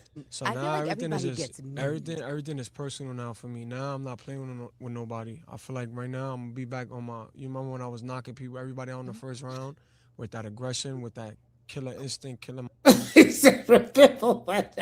Man, you were knocking out tomato cans. Man, look here, man. Listen, they had no Bob Arum gave them Bruce. Shout out to Bruce Trampler. Shout out to Bob Arum and shout out to those Carl Moretta, all those guys over there, Evan Cohen. Look here, man. They gave you the top rank special. They had them give you a bunch of cans. Look here, man. We trying to Bob trying to find the next Tito Trinidad. So Bob was like, look, this is what we can do. We're gonna give him a bunch of cans. I talked to Fat Joe. I talked to Pistol Pete. And I talked to Edgar Berlanga's father. I say, listen, I know you just got out of prison and you're running your son's career. But if you let me do my job, I promise you, we believe that we can make the next Tito Trinidad out of Edgar Berlanga. We got 16, 17 cans for him. You know, so one guy worked at the YMCA. Another guy worked at the Boys and Girls Club. Another guy worked at a local bodega. You know what I mean? Fat Joe's limo driver. We're going to put him in. So they gave him a bunch of cans. 16, 17 cans. Hey, Jamie, they gave a man about 16, 17 cans. He asked, I'm going to get back to that. Remember that aggression I had when I was knocking people out, knocking everybody out in the first round? Fans, you was knocking out cans. There was set-up fights. Bob Arum did that to boost your confidence up, because Bob was trying to get the Puerto Rican crowd, because we know the Puerto Rican love boxing. We tried to get the Puerto Rican audience. They put you there with a bunch of cans. As soon as they gave you some step-up fights, you went to struggling. Somebody got to tell the Puerto Rican assassin the truth. That's all I'm saying. Mindset when I was like, I jumped on the ropes and I was like, I'm an effing monster. Mm-hmm. That's the Edgar that's coming back. You know what I'm saying? The one that don't talk, that just looks you dead in your eye and just know like, you gonna get it tomorrow night, bro. He say the one that don't talk. We've never seen an Edgar Berlanga that didn't talk. Yeah, he you know what? Hey, Ramon, he don't even look like he believe that. He playing with his face. I'm gonna get back to how I used to be, when I was knocking those guys out in the first round and I wasn't talking, I wasn't saying nothing. The man playing, come on, hey, look here, hey, Ramon, I understand body language very well. Look at his eyes and look at the body language. He don't believe this.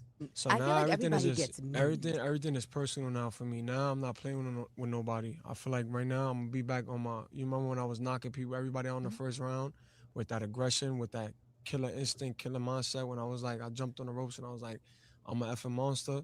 Yeah. Of course you got the. Hold on, let me go back over here. Of course you got that killer mindset when you fighting tomato cans. Yeah, that's what come with it. You fighting cans, fam.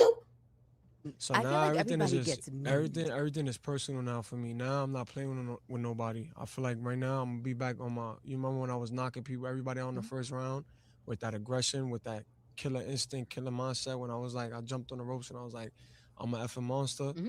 That's the Edgar that's coming back. You know what I'm saying? The one that don't talk, that just look you dead in your eye and just know like, you gonna get it tomorrow night, bro. You know what I'm saying? Let the chaos. I'm not, yeah, because I thought about it like, it's cool to entertain the crowd and everything, but listen, man. So Hey, look. Listen, H-Town T hit it nail. H-Town T say, I'm sick of hearing fairy tales. You know what? Hey, H-Town T, We're gonna dedicate this one to you. I am sick of hearing these bullshit Superman stories about the Wassa legendary Bruce Leroy catching bullets with his teeth. Catches bullets with his teeth? Nigga, please. I am sick of hearing these bullshit Superman stories about the Wassa legendary Edgar Berlanga catching bullets with his teeth. Catches bullets with his teeth. Nigga, please. Listen, Hamza Shiraz came up in there, bro. Look here, man. Mr. Board, what you say, fam? What Mr. Board at? Mr. Board say, put some respect, Mr. Board. He say, put some respect on the chosen one. We called him the Puerto Rican assassin. We called him the Puerto Rican assassin. You get what I'm saying? You say, put some respect on his name. I can't tell you what. Mr. Board, this was for you. Nigga, when my name come up, respect it. Let's go. Stop playing with my fucking name. All three of y'all, stop playing with my name. I ain't gonna say it no more. Put some respect on my name. We gonna respect. Hey, we gonna respect it. We gonna respect it for you. You say respect it, we gonna respect it. It is what it. We gonna respect it. You say respect it, it is what it is. We gonna do that. We gonna do that for you. Shout out to Akilo. Hey, Akilo. Mr. Boyd putting down. He said, "Look, man, we gonna put some respect on his name." You see what I'm saying? So, you know, and what they say, Akilo say, "No, Coach Shiraz had airways in his." He had airways. There you go. There you. She talking about the airways now. Hey, see what I'm saying? See what I'm saying? Talking about the airways now.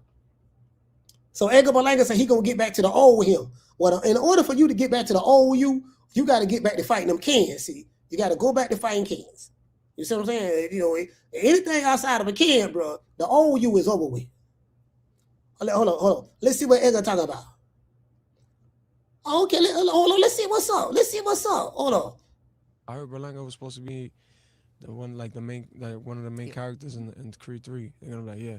How did you tear your bicep? Don't tell me it was in the gym. No, it was in a fight. In a fight. At least that. I won the fight, but I tore it in the third round, and I fought 7 rounds like that. So, and then around that time, a month later, I had to start like rehearsing and stuff, and start going through the whole process. You weren't gonna be ready. Yeah, I had to get surgery. I had to get surgery and everything, that rehab, and the studio wasn't trying to like cover me or anything. We just got to think about the fact that, it wasn't a career-ending injury. Hey, he said, yeah, dog, I'm supposed to be in the Creed, dog. See what happened, dog. See, check this out, dog. Listen, check this out. Listen, fam, Fistiano, check this out. I was supposed to be in Creed. You feel me? I was supposed to be in Creed, right? And you see what I'm saying? And, I had no tore my bicep, not tore. I had no tore my bicep. I was putting hands and foots on this one dude in the ring. I had no tore my bicep. I had opportunity to be in Creed. You see what I'm saying? I was going to be in that. Then when I got hurt, they said, "Nah, Crawford, we want to put you in there." Crawford ain't had, I don't think Crawford had any speaking lines. Oh, what the hell? I put Bud in there. Did Bud say anything? Anyway, so what happened was he was gonna be Jose Benavidez played the heavyweight champ, I think was it Jose? Yeah, I think Jose Benavidez was the champion or something, and then they showed my brother Michael B. Jordan. He ended up beating Jose Benavidez. So Edgar Berlanga was gonna play the role that Jose Benavidez played, according to Edgar Berlanga. I ain't never heard of this now. Edgar Berlanga is saying this, so you got to take that with a grain of salt. Yeah, dog. Studios had to reach out to me. They saw my acting. They know what I mean. So they reached out to me. You feel me? And I was gonna be that dude in that role right there. But what happened was I had no tore my bicep. You feel me? Well, he had no tore his bicep right here at the bicep. He had no tore my bicep, dog. You feel me? And I couldn't really just get in there and do the movie like that. You feel me? But hey, Sal T talking about something. See, hey, Sal T, there you go. You did.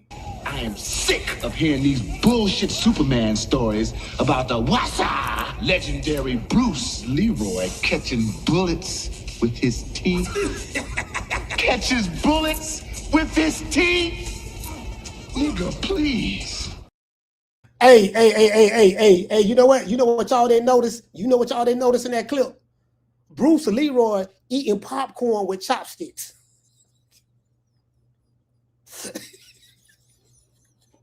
Hey, shout out to Marcus. Bruce Leroy was eating popcorn with chopsticks. You can't make this up. Shout out to New Country. New Country, what's going on? The man was, hey, Big Mason, the man eating popcorn with chopsticks. You don't get no more dedicated to your art than that. You don't get no more dedicated to your art than that. Make it last. Make it last forever. Don't let I love you.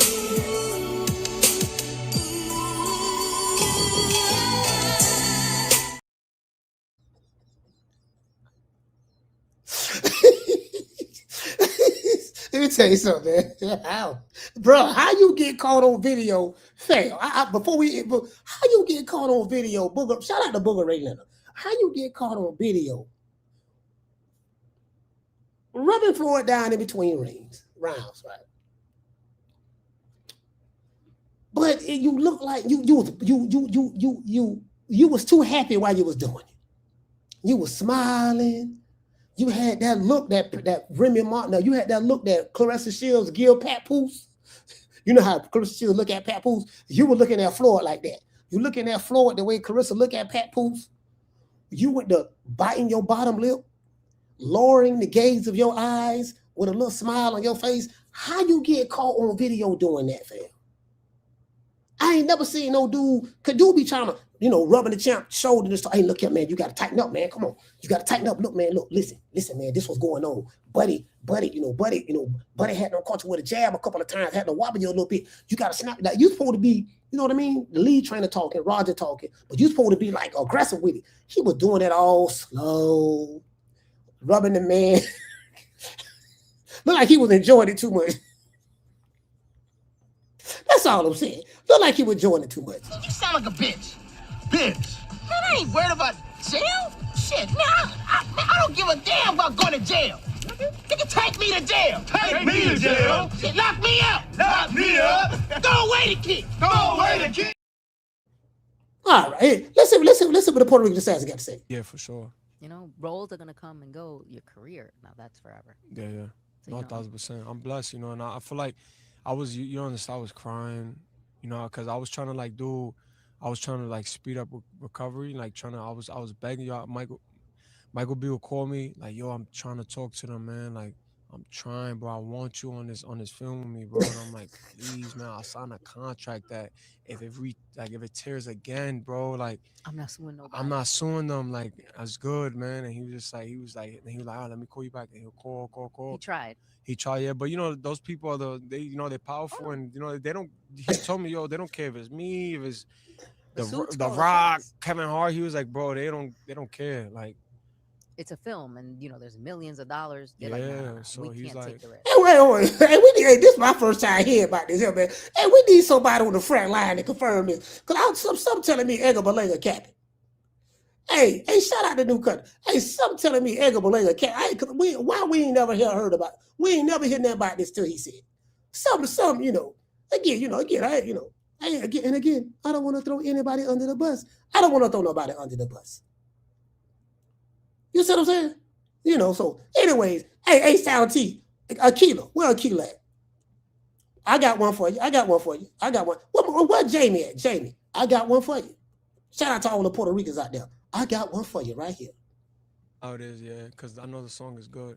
And they know that I'm not, they already know, like, when I first they thought I was like transitioning over into music. like you were going to quit boxing. Yeah, like I'm quitting boxing because this song is so good. They're like, yo, you're going to quit because it sounds actually good. And I'm like, nah, man, like boxing is everything for me. I want to prove myself and prove to the Why he keep playing with his face though? The man. Did y'all notice this throughout all the like the three clips I showed y'all? He keep playing with it like, yeah, man. And I just showed, what I'm saying? And I think he had air weights in his gloves, and the hand wraps. Yeah, I think suspicious hand wraps. I was supposed to be in that movie. With Michael B. Jordan or Creed. Yeah, I was supposed to be in that movie. It's supposed to be me, Crawford. Jose Benavidez. I was supposed to be in that movie too. But see, what happened was, I had to talk my bicep. You see what I'm saying? And how, but it just seemed like he just be. I'm just saying to me. I this ain't no say now. Pistol Pete, Fat Joe, Puerto Rican say, I want no smoke. Terror Squad, I want no smoke. Remember, I want no smoke. I'm just saying, seems like he be capping though. It just seems like he be capping. We need some receipts. We need. I don't believe him. We need some more people who can confirm what he's saying. World that you could do anything, and I wanna become world champ. I wanna become a bigger star. He'll finna say, I want to become a bigger star. See, that's another problem too. In order for you to become a bigger star, you have to be a star in the first place. Now you are a star in my eyes. Shout out to the Puerto Rican Assassins. I rock the Puerto Rican Assassins. Y'all don't like them, but I rock with them. You know what I mean? It is what it is. He said one side of his face swelled up. What is it? Things that that came about that people started doing their research. He said people started doing their research. Oh, let's go to this. Like when the fight ended, I was looking up and I seen all the lights. So let's go. Hold on, y'all got to see this one. Y'all got to see this one. Y'all got to see this one here. Look at this one right here. Y'all got to see this one. I was in shock. A lot of people, even me. I was like, what the fuck did I just watch? I was lost. Like when the fight ended, I was looking up and I seen all the lights, and I was even, what's crazy? That I wasn't even upset that I lost. I was upset because I said, how? I worked so hard. I was in 10 times more shape than I was for the Canelo fight, and I fought a legend. And I was like, yo,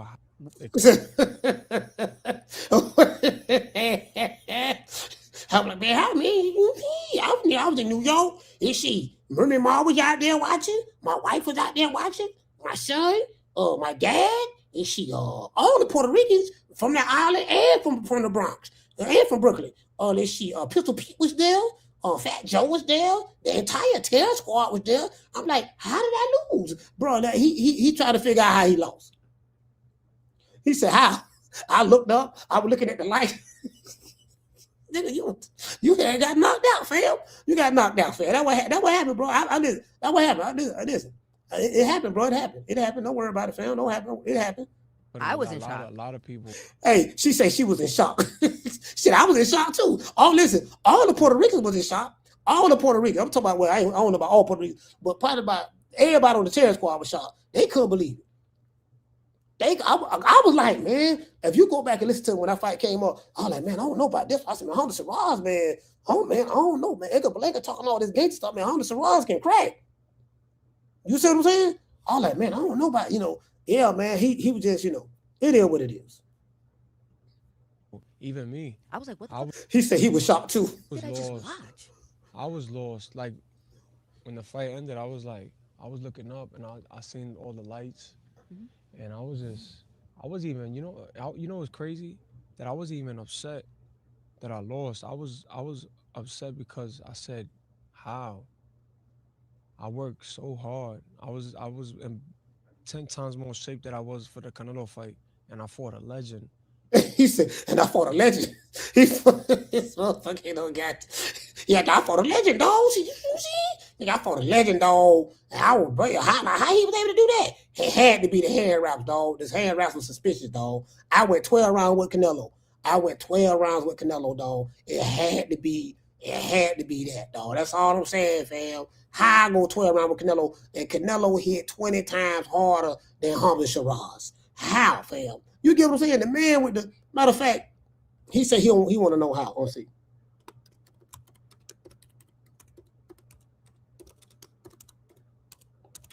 Y'all hold on. I'm looking it up right now. I'm trying to figure out, yeah, dog, how it happened, dog. What happened? So here you go, right? Here you got, dog. I'm trying to figure out what happened, dog. You know what I'm saying? We had no call at the club. Remember, hey, I don't know if y'all remember, they had no call at the club and everything. Had the bottles ready. Yeah, time's up.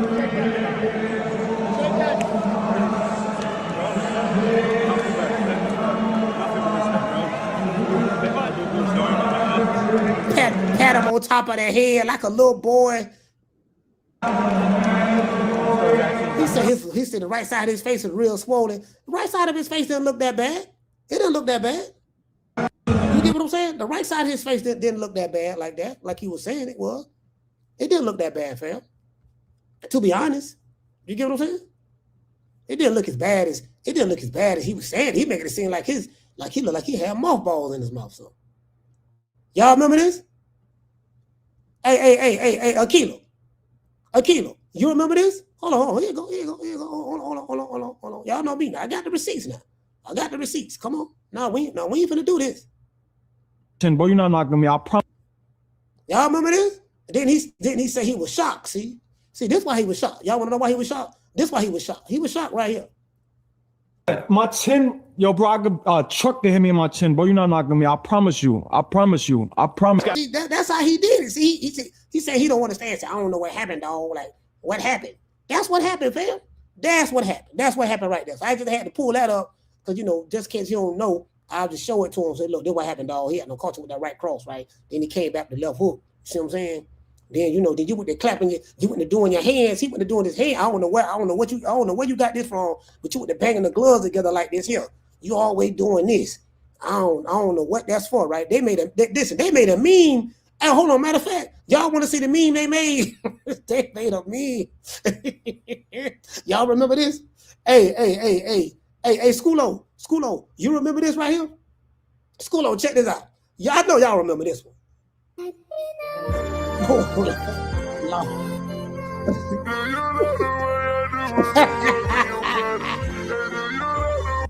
man, this so garbage ass. Oh, Lord help me. There go Canelo. Oh, Lord help mercy. Canelo caught him with a good shot right there.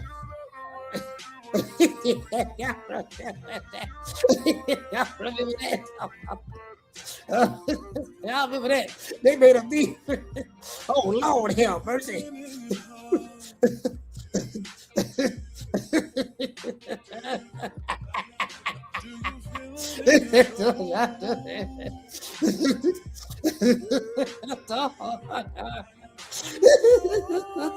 They finna bring it back. They finna bring back memories. We doing the show on this week. We doing the show on this one this week. Hey, this over with. We doing the show. He's right here doing interviews. Holler about, yeah, dog. I don't know what happened, dog. Can't tell you, man. I was walking down to the local bodega. I was in New York. I was walking to the bodega, dog. Next thing I know, you know what I'm saying? Some other dudes, 2 Dominicans and 3 Puerto Ricans tried to rob me, and the black dude and the white dude driving the car. And, I was fighting them and stuff, right? Next thing I know, I was on the ground. I was doing like this.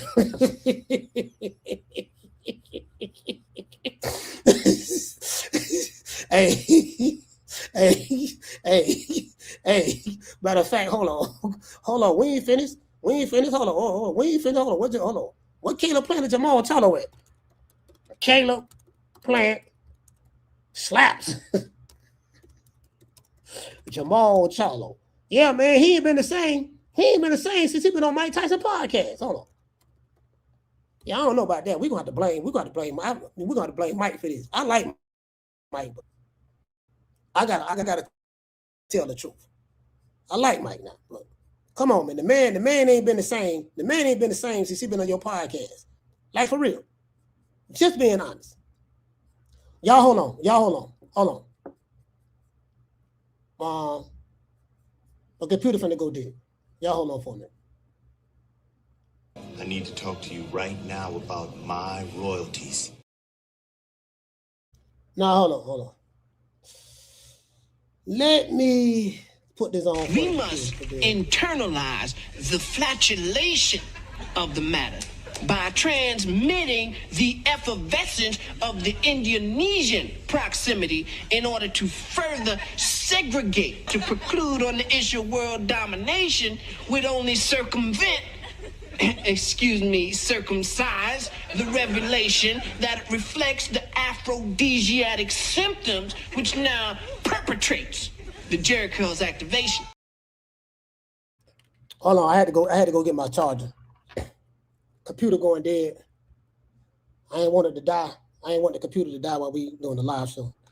The left ear or it's the wrong ear? Sorry about that. Yeah, man, I ain't, you get what I'm saying? Man, around this man, hold on. Matter of fact, hold on. He go, hey, hold on. Here you go. Hold on, Jermall Charlo, you ain't off the hook. Talk about something, yeah, man. Houston kicking the man when he down. No. Houston ain't doing that.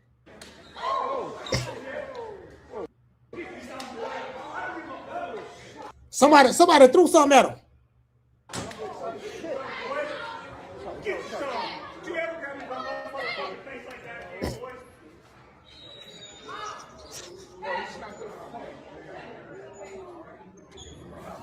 Hey. Damn. God damn. Oh my God. He put, and look right there. Look. Y'all look at this. Look at this. Boy, he caught him with a leaping left hook. That was a leaping left slap. Now look, I want y'all to look around. He got the security right there. This dude with him. I think somebody threw a phone at him. Somebody right there threw a phone. They threw a phone at him. Is that a female? Said somebody threw a phone at him. Oh, that was a dude. You can't. Bro, you see this dude right here. This dude, hold on. This dude, wait a minute. The dude in the white. He threw a phone. Man, come on, fam. Hey, listen. Hey, Houston got a right to be mad. Fam, did you scratch the nigga when he slapped you? Did you scratch him? Your homeboy threw the phone at him. Oh, don't be slapping my dog like that. Oh, your homeboy threw the phone at him. That's all that. That's about the most retaliation that happened. Your homeboy threw the phone at him. That's about it. Now, again, as I said before, prior to him going on this podcast, he wasn't like that. After Mike Tyson podcast, look how he looked. Look how he was acting. We the Charlo twins. We known for calling everybody out. Please call these people out. Listen, the whole world's looking at you. Call these people out. What's please. up? It's the Jermall the Hitman Charlo. Let's get it. Who won it? Name them names, man. They know who they is. Name them names, please. The names need to be named. They know who they is. The Mexican monster. Mexican monster. Mellow. Hey, Akila say, I'm busy. No, that was Jermall Charlo. Jermall Charlo was the one that said he was busy. But I get what you're saying. That was Jermall Charlo. That was the other line. There's nothing that I can do. Sorry, I moved my camera. There's nothing that I can do other than just be patient, let these boys keep talking that smack, and me be who I am. Damn, phone number falling. I mean, my bad. Look. See, hey, he looked like he was on some psychedelics too. Look like he was. You get what I'm saying? You feel me? That's all I'm saying. Now, I am the #1 contender. I'm tired of James the Poodle, Grim Reaper, whatever you want to call himself, ducking me. All right, I'm tired of man driving around town in 8 Rolls Royces. He ain't fought nobody. I'm still in a bro-hand. Hey, you know what? At this point, check this out. Hold on. Oh, hey, Akila, check this out. Look at this. You probably don't remember this. Right after that slap, remember what we said in the beginning of the show? I said, after that slap, dog, this fight has to be next. They got to jump on it while it's hot, while the iron is hot. It says right here, they say Caleb Plant versus Jermall Charlo got to be next. Charlo gets it done. Let's see if Plant can win now to step up the match. Now, this was May 31st, 2025. May 31st, 2025. Pretty much a year later. We might as well say a year later. 2 more months gonna be a year later. Pretty much a year later. You see what I'm saying? You feel me? So that's all I'm saying. All I'm saying is, bro, like it was hot back then. As soon as he got the taste slapped out of his mouth, everybody was, hold on, check this out. I'm finna tell y'all what they were saying back then. Let me show y'all. Let me show y'all what they were saying back then, what the people were saying. Because we do this for the people, by the people, because we come from the people. See what I'm saying? We represent the people. I want y'all to look at these comments. Look at these comments. Dude said, Plant Charlo have to be next. I want y'all to look at these comments. We're doing some revisionist history here. Now, this comes from May 31st, 2025. 10 months ago. H-Town T, 10 months ago. Mo T, what's going on, fam? 10 months ago. She says Charlotte literally faced a tomato can. He called it to my Charlotte. Called it Charlo Charlotte. And people think that he's ready for Plant. R.I.P. to Kobe, man. Jermall beats Plant. That's what this dude said. Look at his avatar. Boy, Lord have mercy, boy. This dudes with avatars like this be threatening you online behind the avatar. It be dudes that look just like this that be threatening you online. Talking about something, you better not come to the fight. You can't make this up. Dudes like that, talking about, you know what I'm saying? Can't make this up. I'm definitely coming. I'm definitely coming to the fight. I promise you I'm gonna be there. So for God, I'm gonna be there. Anyway, let's see. This guy said, good fight. Hopefully they fight next. Craig says, might as well. Yep. This guy said, let's get this work. Now, all of this was last year. This dude say Jermall needs another tune-up fight. He said Jermall need a tune-up fight before he get in the ring with Caleb Plant. This was last year.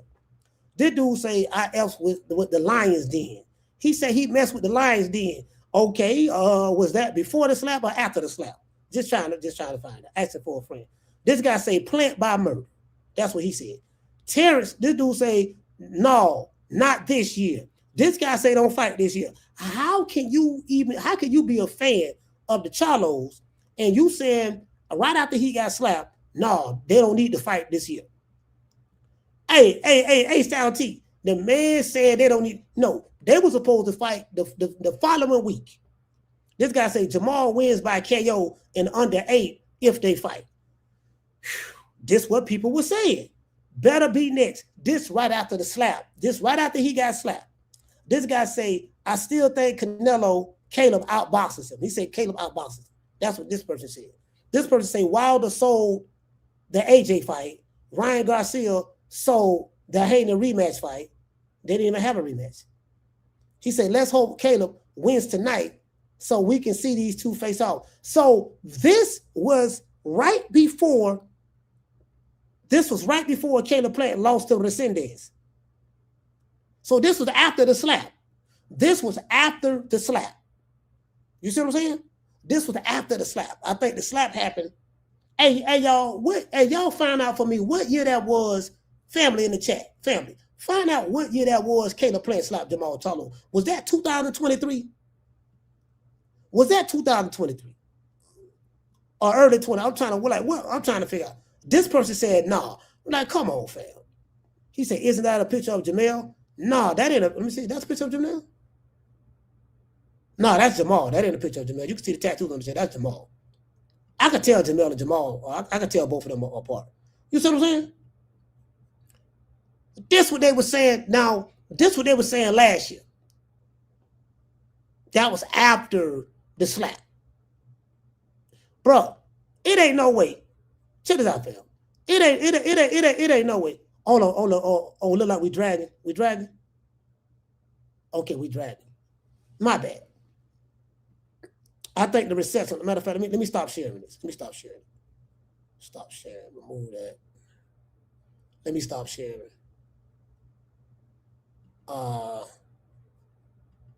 Stop sharing. Okay. I closed that. I had to stop sharing. I stopped sharing. You know what I mean? So, and what you say, Hello David say July 28, 2023. Oh my God. Bro, check this out. Hey, shout out to where you at? Shout out to the real McCoy. What did he say? He said, Coach, that video on Key from Greg Hackett, that was dope, bro. Especially your segue. He said, I'm heartbroken my son and his mom because staying in is just redundant. He said, it's been 5 months since I last seen him. He's 17, bittersweet, but I had to step back. Oh, you talking about what I was talking about? Yeah. It ain't always the father's fault. It ain't always that, sometimes, you know what I mean? So, yeah, so let me get this straight. You got slapped July 2023.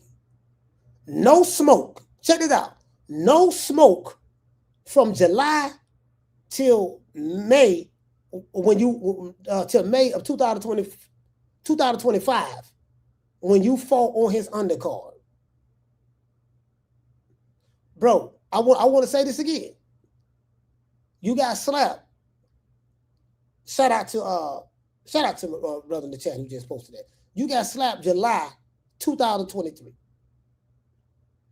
No smoke from 2020 to the slap, after, all the way up until when you fought this man. You fought Cornflake LaMotta on Caleb Plant's undercard. Bro, there's no way I'm going to be on his undercard after he slapped me. Bro, we going to be the main event. We going to be the main event. Bro, I don't tune up, no tune up. He next. Look here, man. Yeah, look here, baby boy. Check this out. We really know. We want to make the fight next. See what I'm saying? But I just think you need to tune up because you've been out the ring for a long time. So we just want to get you a quick little tune up right quick. And then after the tune up, whoever win, when both of y'all win, then y'all gonna be the next fight. That's gonna be the segue into the next fight. No, man, no, this gonna be the fight right here. I don't need no tune up. Right now, he next. You sure about that? Yeah. Make him the head, make me and him the headliner. Are you sure about that? Yeah. That dude Resendiz, make Resendiz fight Cornflake LaMotta. Make me and Caleb Plant the main event. That need to happen ASAP. Did you get what I'm saying? Shout out to Be Right. Be Right. We need to make that happen ASAP. Shout out to Harlow Davis. He said, yeah, the slap. Hey, Harlow, what did the five fingers say to the face? Slap him, bro. Look here, man. What did the five fingers say to the face? H-Town don't get down like that. He said it's crazy how time. Hey, come on, man. Come on. H-Town. Let me tell you something. If that happened to somebody in Tampa, right here in this city, hey, Akilo, if that happened if somebody in Tampa right here in this city, we disowning them. I'm telling you that right now. You got to go. Because you making us look bad. Because when people I feel Houston on this. If you lose a fight in the ring, ain't nobody tripping on that. That happens in boxing.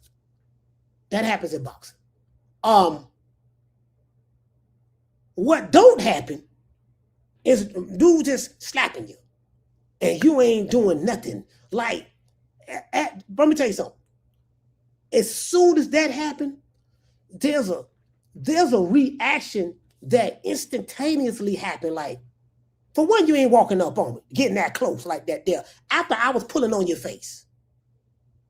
Like, where is your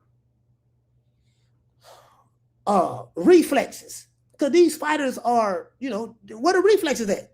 Pap, and you come right back.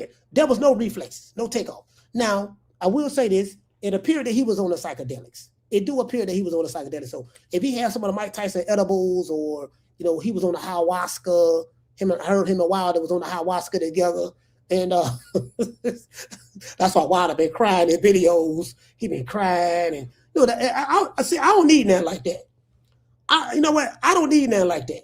I'm telling you right now. Shout out to Urban Mac. Urban, what's going on, fam? I don't need anything that's going to have me crying on camera. You know what had you doing that? Alcohol. When you drink, you know how you get drunk? And you go to think about the past. Yeah, dog. She did me wrong, dog. And I was just, third leg Tyrone had no came through. I was trying to fight third leg, you know what I mean? But third leg, third leg was a little bit too much for me then. I was trying to fight him. Then she jumped in the fight and she had the third leg beat me up. So, I was trying to fight him and her, but it's just a little too much to overcome. So third leg had on top of a girl turned against me, dog, and it just ain't been the same, dog. And you feel me? Grown men do cry. We do cry. That is true. We do cry. But man, I just I don't know what to do, fam, because I'm just trying to trying to get everything worked out, but it's gonna be okay. I'm a G though. I'm a G. How I get over this? You get what I'm saying? So the man, like, Wilder doing all this crying, and then Jermall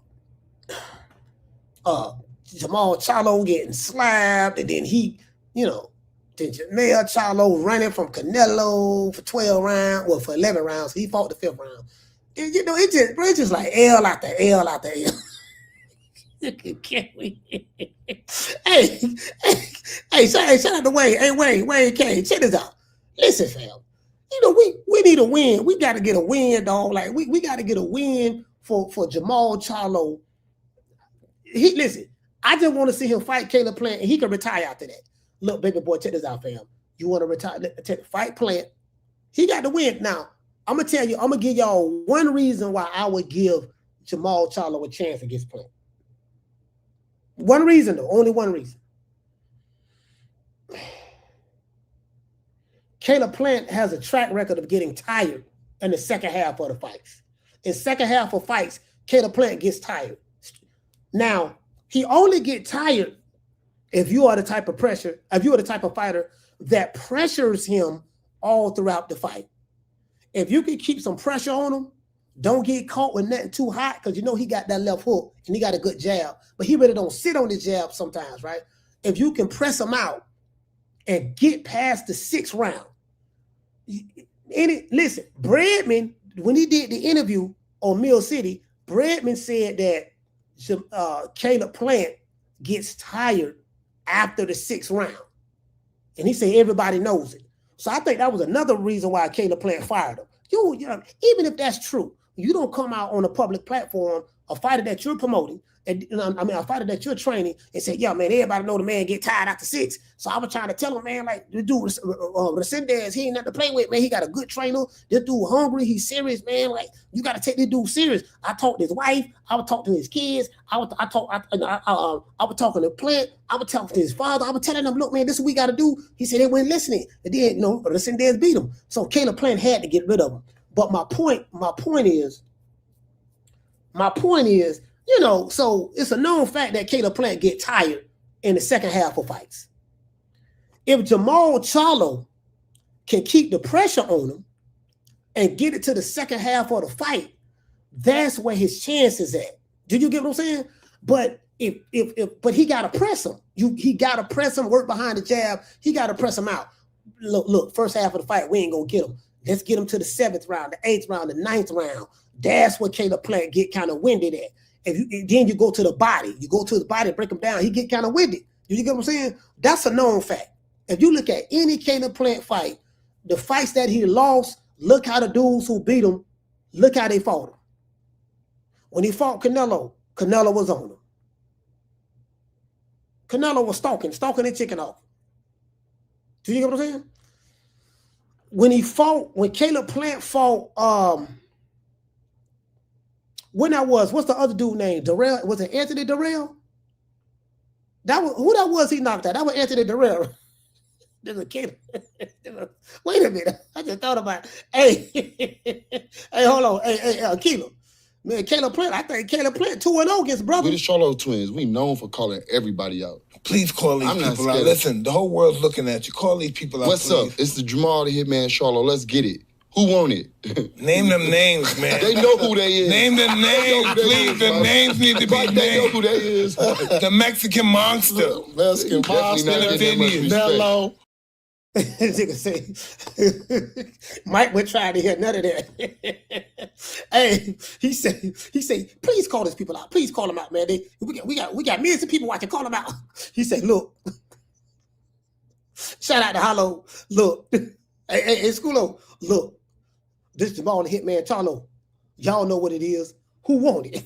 Mike say, no, that ain't good enough. Look at man, name the names, man. Name the names. The names need to be named. He said they know who they is, Mike. He said the Mexican manta. He said they know who they is, Mike. Hey, Akino, he talking about something. They know who they is. Man, come on, fam. You gotta call these dudes out. We the Charlo twins. We known for calling everybody out. Please call these people out. Listen, the whole world's looking at you. Call these people out. What's up? It's the Jermall the Hitman Charlo. Let's get it. Who want it?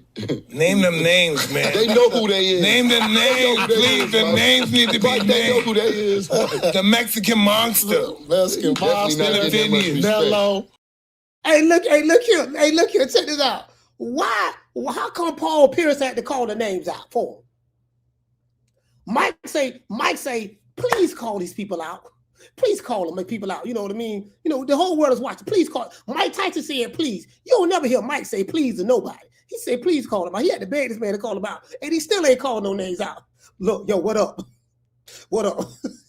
This Mr. Tomato Can. What up? Hey, Mr. Tomato Can. What up? This Jermall the Hitman Charlo. Y'all know what it is. Who want it? That's so vague. That's a vague call out.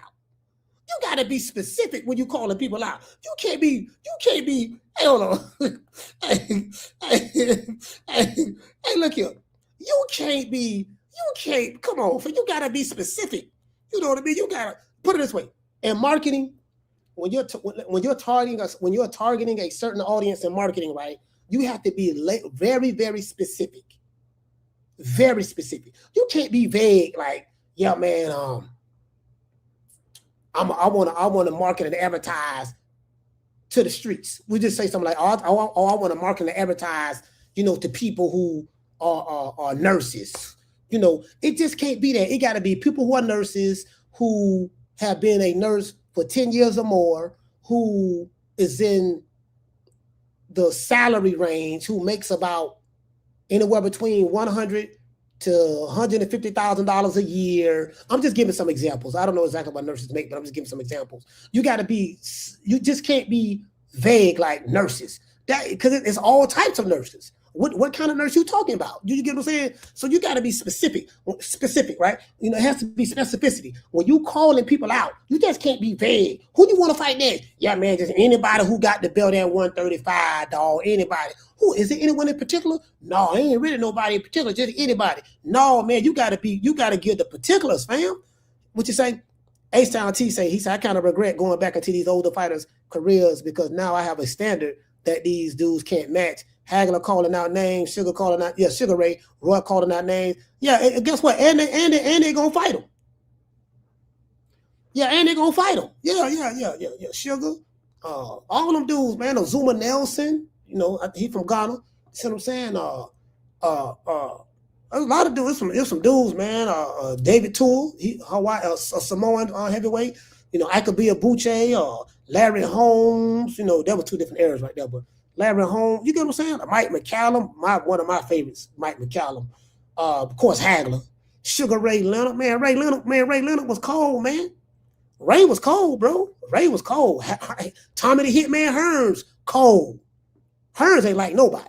He ain't like nobody. He used to spar with Mike McCallum all the time. Him and Mike McCallum used to spar a lot because, you know, they can't, you know, him and Mike McCallum used to spar a lot. Mike McCallum and Tommy Hearns. You see what I'm saying? And then Mike McCallum and James Toney used to spar a lot too. They was friends. Mike McCallum, Hearns was, you know, close because of the Emmanuel Stewart connection. Manny Stewart had no training, right? And then James Toney and Mike McCallum. Mike McCallum was older than James Toney, but you know what I mean? And they fought very, very similar. Like, listen, if you want to look at a fight and see, hey, H-Town T, check this out. This is a fight I can recommend, bro. If you want to look at a fight and see slick black fighters at their finest, two slick black fighters who got punching power fighting each other, watch Mike McCallum versus James Toney. I think they first fought in 1991. I could be wrong on that. I think they first fought in 1991. I want to say, don't quote me on this, H-Town, but I want to say, I think Toney had the belt at that time, but he had no beat. He beat Michael Nunn. I think he beat Michael Nunn in 91. He took his IBF belt, and he only got paid like $60,000, like $65,000, $66,000 for that fight. and he fought Michael Nunn in his hometown. I could be wrong on the when they fought, but I think I want to say it was 91 after the Michael Nunn fight. I want to say it was after that fight. But my point is, when you watch these two dudes fight, they right there. Normally when fighters, in today's time, when fighters get close to each other, they grab each other and tie up. It wasn't no grabbing, wasn't no tying up on this. They was right there, and you see slipping, rolling, picking, parrying, bobbing, weaving, countering. They was missing each other on shots, but they right there and right there in the danger zone. It's a high risk, high reward type fight. In order to fight that type of style, you have to be relaxed. You have to be instinctual. You got to be relaxed. Like, you got to know what you're doing in there. And just go back and look at that fight. Go back and look at that fight, and then compare it to some of the fights that you see going down now with a lot of these young fighters who's supposed to be the next thing up or better than those guys of the past. You don't see these dudes fighting like that. It's like it's like the trainers today, they don't even teach that no more. They can't, because I don't think these trainers even know, but you got to be a heck of a fighter. Now, the only fighter I see kind of fighting like that, old school, Chocolatito. Chocolatito might be retiring soon. He old, but Chocolatito, Bam Rodriguez, Bam, you don't see Bam doing all that grabbing. Bam right there in the pocket with you, slipping, rolling, catching, parrying, shooting. You know what I mean? Picking shots. He right there. Bam fight like that. I'm not comparing him to those guys, but I'm saying from a stylistic standpoint, he fight a lot. Just look at Chocolatito. He fight like that. He right there. You ain't gonna hit him. He ain't gonna be grabbing you or none of that. Bam is probably in the old Canelo. The old Canelo, meaning Canelo when he fought Danny Jacobs. He used to be right there. Canelo be right there. You know, because he learned a lot from Floyd. Throw that, you throwing that right hook, pap, blocking it. You know what I mean? Pap, blocking it, slipping, picking. You know what I mean? Turning, pivoting, stepping around. Well, ain't too many people step around the weak side, but he right there. You know, you got to have great vision to fight like that. You got to be relaxed. You got to be calm. You can't panic. Did you get what I'm saying? You don't see fighters doing that. You don't see Devin Haney doing it. You don't see Shakur Stevenson doing it. Shakur will do it if he in there with an inferior fighter. You know, what tells me how great of a fighter you is can you fight like that when you in the line of fire against another dude who is just as good as you, or if you make one mistake, it could be good night Irene. You know, and you can still fight like that and disarm him. Disarm him. Did you get what I'm saying? You have to have defense when you fight. If you fight like that, you have to have good defense, because you might get hit with something that you don't see coming, and you don't want to be taking no punishment for 12 rounds, getting hit with shots. You know, like me, I love Abdullah Mason, but Abdullah Mason will have to work on his defense, because if you look at his last couple of fights, he like to sit there. And, you know, he's a great fan-friendly style, but you can have that same fan-friendly style without getting hit so much. Did you get what I'm saying? You can have that same fan-friendly style without getting hit. You don't see them teaching that right now. You don't see that. Yeah, you don't see that. You see what I'm saying? So, yeah, man, it is what it is, man. Shout out to everybody in the chat, man. Y'all know what it is. Yeah, Harlow say Bam got good fundamentals. Yes, he does. Shout out to Corey from Miami. Yeah, he does. He does. But Abdullah Mason is only 21 years old. So he got, he got some time. But he has to know, look, man, we got to work on the defense, dog. You can't be getting hit too much. I had a guy hit me up. He said, "Oh, coach, man, you know Keyshawn beat dog on Abdullah Mason." I said, yeah, I believe Keyshawn to beat Abdullah Mason. I believe that. You know what I'm saying? I think Abdullah is still kind of green. He's only 21. I think Keyshawn like what, 26, 27, something like that, somewhere up in there. I say he's kind of green, but Abdullah was willing to fight him. He was the mandatory after that, his last fight. He would have been the mandatory to fight for the WBO title. Keyshawn didn't make weight, dropped the belt. Look, got stripped of the belt because he didn't make weight, moved up to 140. Now he's talking about moving up to 147. But so why you calling out a 135 pounder? Are you coming back down to 135 to fight this kid? If you ain't coming down to 135 to fight him, what you talking about? He's a 135 pounder. That's what he fighting at. So if you want to fight him, go back down to 135. Both of y'all on Pullout rank. Both of y'all got the same manager. That's an easy fight to make. Fight him at 135. Because he ain't moving up no time soon. So it's either you want to fight or you capping. That's all I'm saying. Happy Friday, man. I want everybody to enjoy themselves. You dig? I want to thank the whole hood who came out here. I love y'all. I did this for the hood. Y'all know I beat that boy. You feel me? You feel me? Hurting the group. I'm the best thing ever happened to this damn group. Nobody's bigger than the group. Y'all ain't stupid. I'm the one selling the records.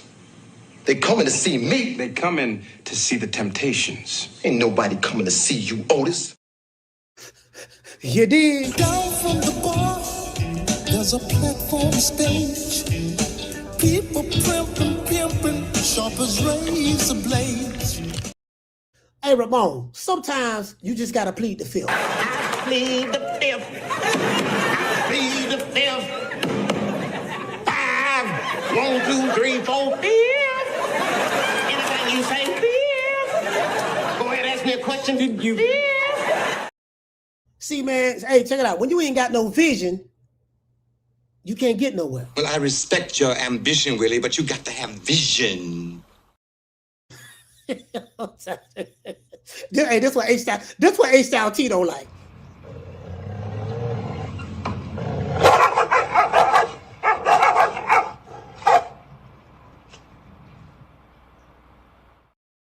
Niggas be barking. Niggas be barking through the fence. Soon as you open the fence, yeah, damn dog. Shit, and wait, why he open the fence, dog? I don't know why he open the fence. But damn, y'all was just barking to each other. I thought y'all wanted to smoke. Oh nah, man, we were just, it is what it is.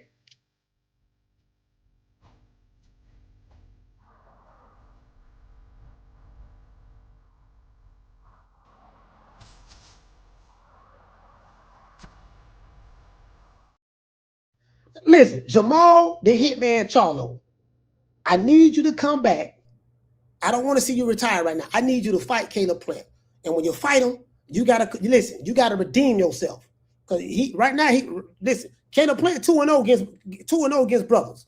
He don't knock down Anthony Durrell, put him to sleep, put him in a coma, and then he don't slap you. So right now, man, Caleb Plant, he 2-0. I don't even play, nigga. Wakanda, bring your ass over here, nigga. This what I'm gonna do to you. Oh, Lord, and more. I just kick Wakanda in the face. Oh, hit him in the stomach. Oh, Lord. Kick him, slap him, kick him again. Oh, Lord, I'm being Wakanda ass. What you gonna do, Wakanda? You want some more? Oh, Lord, hammers. Go up on him. Bam. Catch him in the neck. Ah, Lord, Wakanda is dead.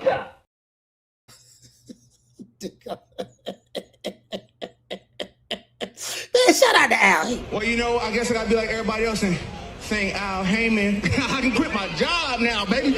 6 figures, baby. You feel me? I'm about to But a name. Do you have a name? Oh, nah, I ain't got no name, you know. Name them names, man. They know who they is. Name them names, please. The names need to be named. They know who they is. The Mexican monster.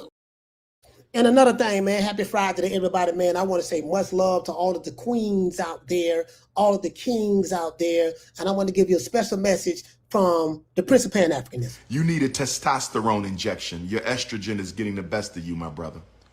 You need a testosterone injection. Your estrogen is getting the best of you, my brother.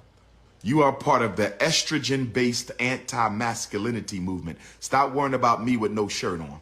You are part of the estrogen-based anti-black masculinity movement. I just came from the beach in St. Croix. I took a dip with the ancestors. Is that all right with you, Negropean? I just took a dip with the ancestors. Is that all right with you, Negropean? I just took a dip with the ancestors in the ocean of St. Croix. Is that all right with you? Stop worrying about me and no shirt. Somebody get that brother some testosterone. Somebody get that brother some testosterone. His estrogen levels are a bit too high. See, sometimes when your estrogen levels are just a bit too high, fam, you gotta get that brother some testosterone. Shout out to Ramon. Shout out to Ramon, H-Town T. Shout out to Mo T, Schoolo, the lovely Miss Steph Jackson. Shout out to G5 from the Bronx. Akila Kareem. What's going on, Akila? That was my granddad's name, Kareem. Minister Kareem Abdul Muhammad. You know what I mean? That was his, his Nation of Islam. His Nation of Islam name. He's from Harlem. Harlem. You know what I mean? Let's see. Shout out to Tony Montana. Shout out to Schoolo. Al the Pal. Let's see. We got Harlow Davis. MIA Core from Miami. Salute, brother. H-Town T. Shout out to Mars. Mars, what's going on, fam? And what you say, fam? You say, yeah, Crunk Jim. Yes, sir, the Crunk Jim. You're right. Shout out to Wayne Kane. Wayne Kane, what's going on, fam? Let's see. Mr. Tomato Can. Shout out to Mr. Tomato Can. Hey, shout out to Pookie Matlock. What's going on, fam? Shout out to the Pookster. You got Mr. Tomato Can. We got the real McCoy. St. Louis stand up. We got Schoolo, Urban Mac in the building. Akila Kareem, Hollow. Who else we got? Schoolo. We got Boss Man Tony. Let's see. We got the real McCoy. As a matter of fact, I'm gonna try to give everybody else a shout out. Oh yeah, shout out. Listen, shout out to Just Living Life. I'm gonna give everybody else a shout out right after these messages.